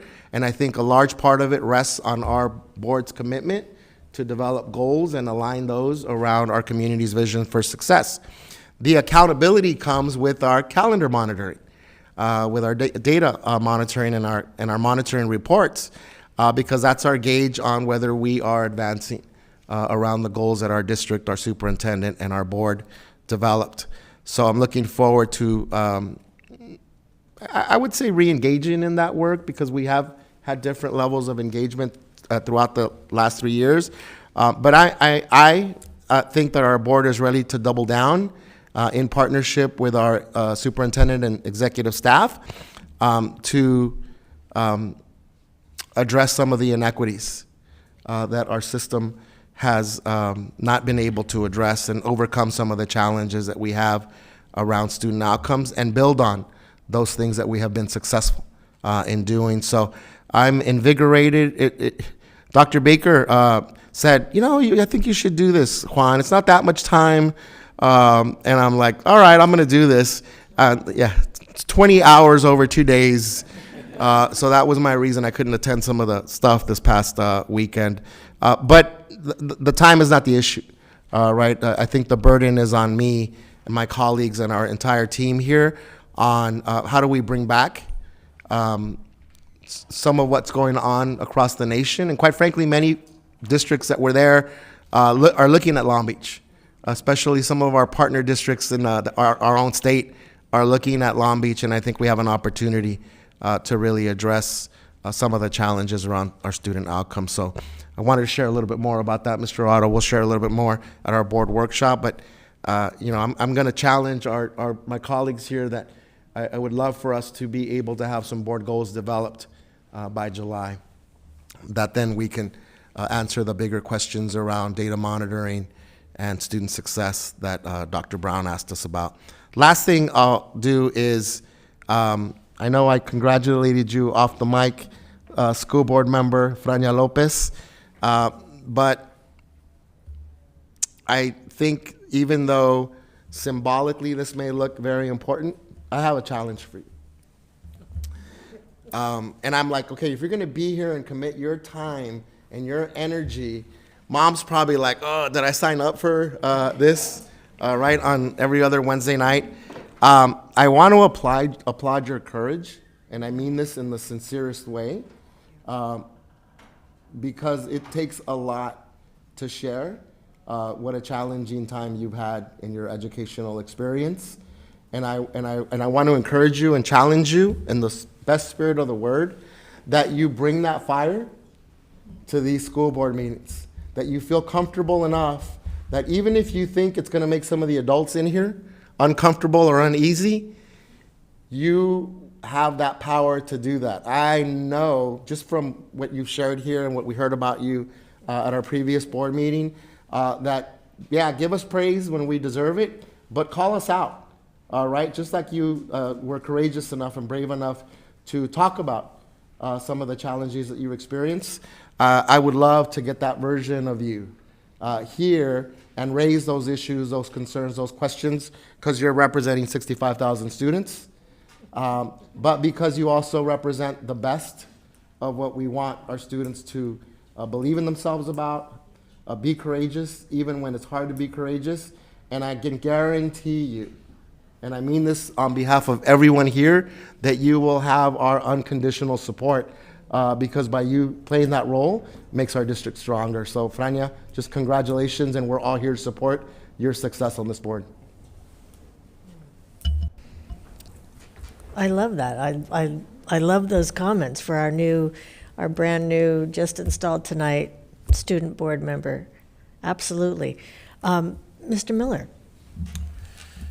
I also agree. I think it was very well said. And I, too, wanted to congratulate you. This endeavor is complex, to say the least, right?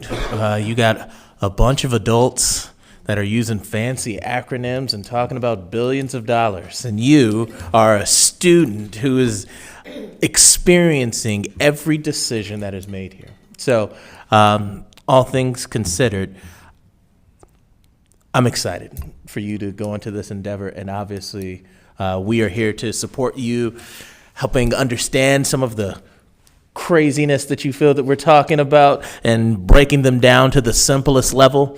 And on behalf of me and my colleagues, we are very much pleased to have student voice here when we're making some of the biggest and toughest decisions for the Long Beach Unified School District. So thank you again.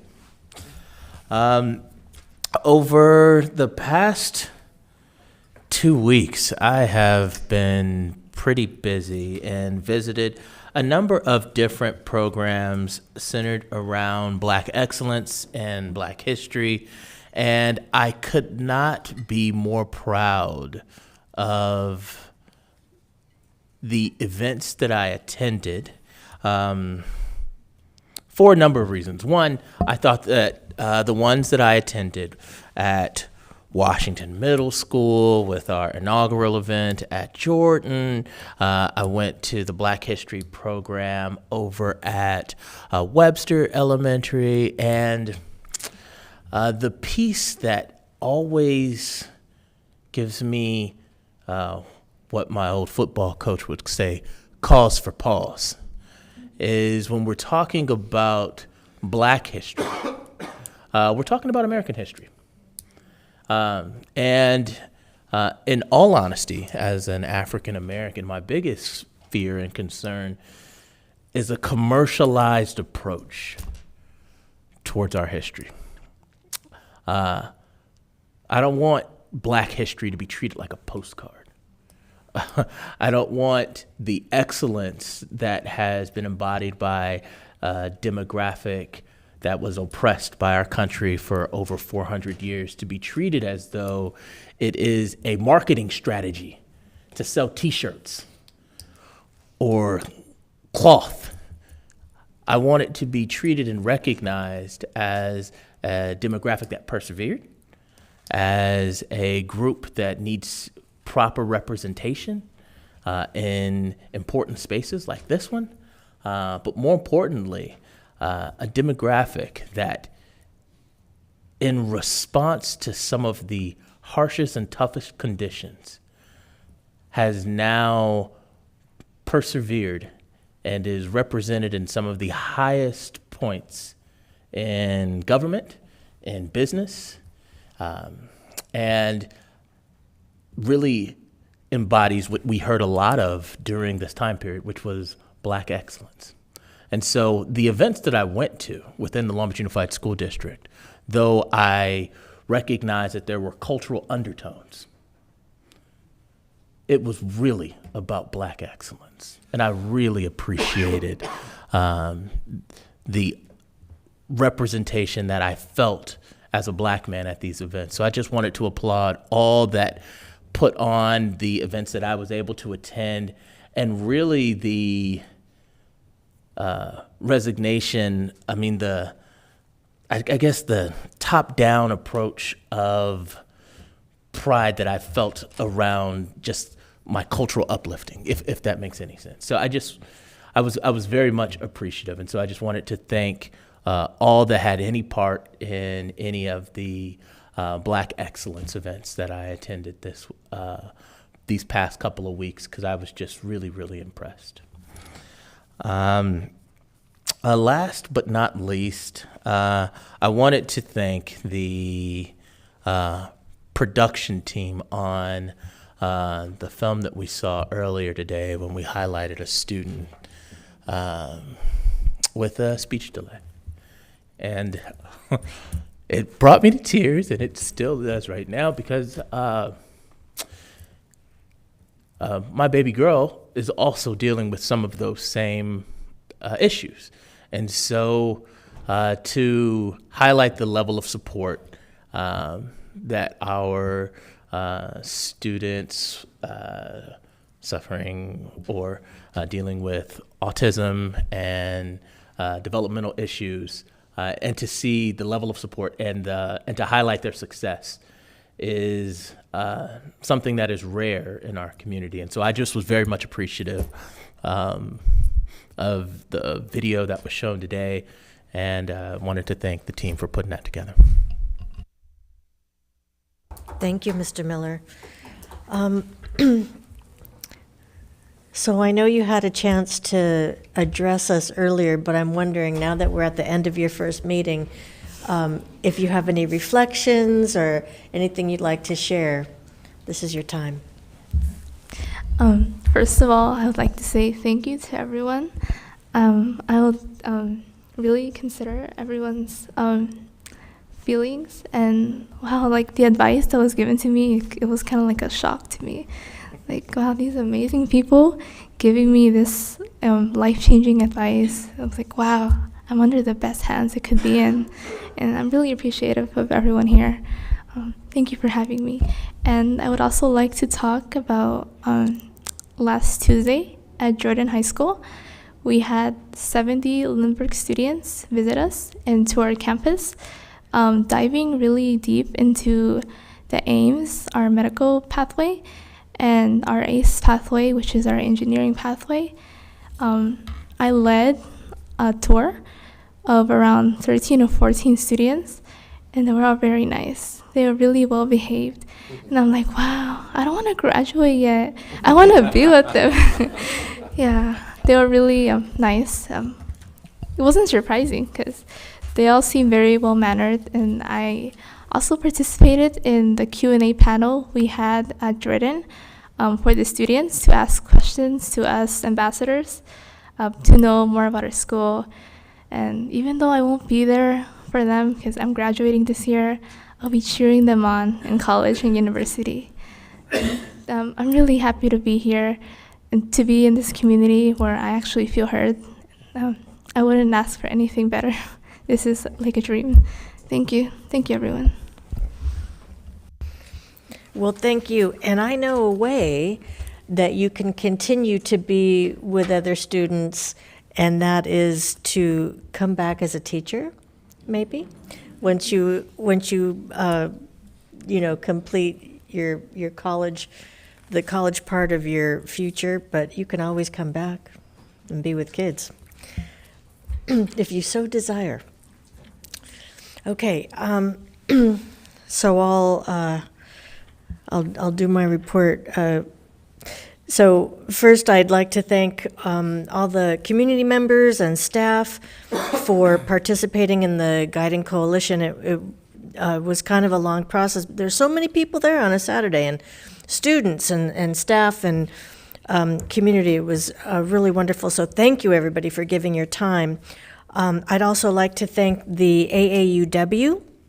They held a successful STEM conference for 7th and 8th grade girls from Franklin, Hamilton, Hughes, Jefferson, Lindbergh, Muir, Powell, Robinson, Stevens, and Washington. They learned about well-paying careers in STEM.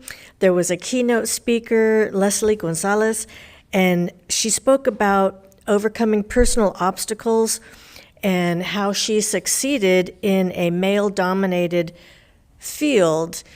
And I think I could tell the audience of our 7th and 8th grade girls really were listening and responding to what she had to say. She was very soft-spoken. She was very shy. She was talked into being a keynote speaker, and I'm so glad she was, because her message really resonated with our students. And one of the things she said that I took note of was, she said, because I learned to fight for others, I learned to speak up for myself.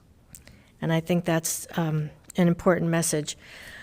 I want to echo the sentiments of all our fabulous Black History Month celebrations all across the district. I attended an event at Patrick Henry, so thank you, Patrick Henry. Again, it was, the parent involvement, community involvement, in addition to staff, putting on this wonderful and culturally, well, you can imagine, because Patrick Henry is one of our dual immersion schools, so it was a very culturally diverse event.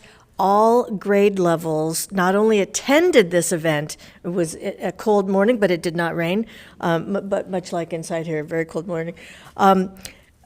All students participated, so you had one grade level all doing a poem together, another grade level doing a song. The 5th graders sang the Black National Anthem and signed it. This is a dual immersion school, so I think that counts as their third language. Fabulous, very impressive. Mayor Rex Richardson was there. We had Barbara Powell and Wilma Powell, they had messages of be the first. It takes work, it takes education, but be the first. And then an event we've all been talking about, the Black History Celebration called It's the Black Excellence for Me. Thank you to Alyssa Taylor Stewart, staff, everybody. I know a lot of work went into this. It was a production. It was there was video or slideshow and music coordinated to every student up on that stage. So it was a production. Mr. Miller, you kept it fun, you kept it moving. You were in your element. I think they had to drag you off the stage, if I'm not mistaken. It was really a joyous occasion. It was just, honestly, and to see these students, all these talented, beautiful students, very joyful. You came away from that and other events with this deep sense of joy. And I just want to mention, Rex Richardson mentioned that just because Black History Month is over doesn't mean we stop inviting him to our schools. He's still available and he's still Black, that's what he told me. So we can continue to invite him in our schools. And then finally, I want to thank Ms. Valerie Venard for her work in bringing Baba the Storyteller to Los Cerritos. Ms. Lopez and I attended this assembly in the auditorium, and it was the first assembly back in the auditorium since the pandemic. And so the kids were, they were very spirited, they were very energetic, but very appreciative, and they were a wonderful audience. We got to participate in the drum circle on the stage as Baba was working his magic throughout the auditorium. So I just want to say thank you, Indugu. And next we have our superintendent report. Thank you. A few things to share tonight, and I just want to echo the sentiments of congratulations to Frenia. A few things that I remember about Frenia in going through the interview process was her dedication to thinking about all the other students and how she would consider her voice as advocacy for them. And also just some ideas that she has for connecting with other schools. And I think we're going to hear lots about Jordan and the good work at Jordan, and Frenia's got some really good ideas about connecting with ASB and other school site council students. In fact, you should know that Frenia has worked with adults in many different ways, including being on the school site council. So she's been involved in democratic processes and bringing student voice to items of budget and other elements. So she's in the right place at the right time, especially with the support. And I know when she gets settled in, she's going to have a lot to share, not only about her past story, but how she thinks about her story in service to the future of our students. And so it is so nice to see you here after a long, rigorous process of becoming a student board member. Wanted to just shout out Dr. Simon and team who have begun a Saturday LRAP program, an intervention and support program for students with disabilities.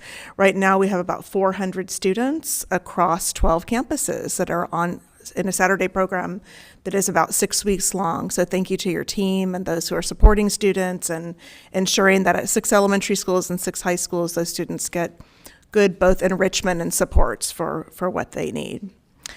Also want to just put March 22nd on the radar for Early Learning Teacher and Support Staff Recruitment Night. So much like you heard, our leaders and teachers being recruited with over 750 responses, we will have an Early Learning Teacher and Support Staff Recruitment Night that will be held on March 22nd from 5 to 7 p.m.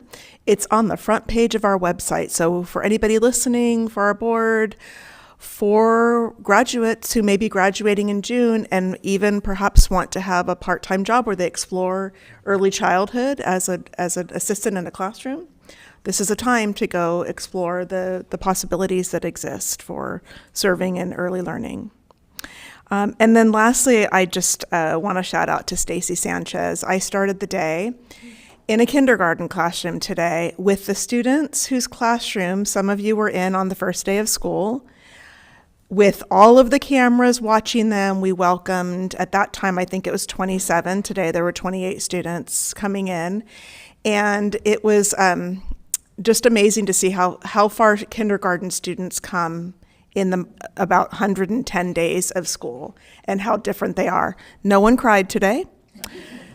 No one wanted to sit on my lap. No one had parents that were peering into the classroom. They were this amazing group of students, lots of self-monitoring in the way that they were engaged in their activities when I arrived, and then to get to read a book called The Color of Us, in thinking about an everyday history and the beauty of looking around in a classroom, looking around at each other, and seeing all the beautiful colors of us.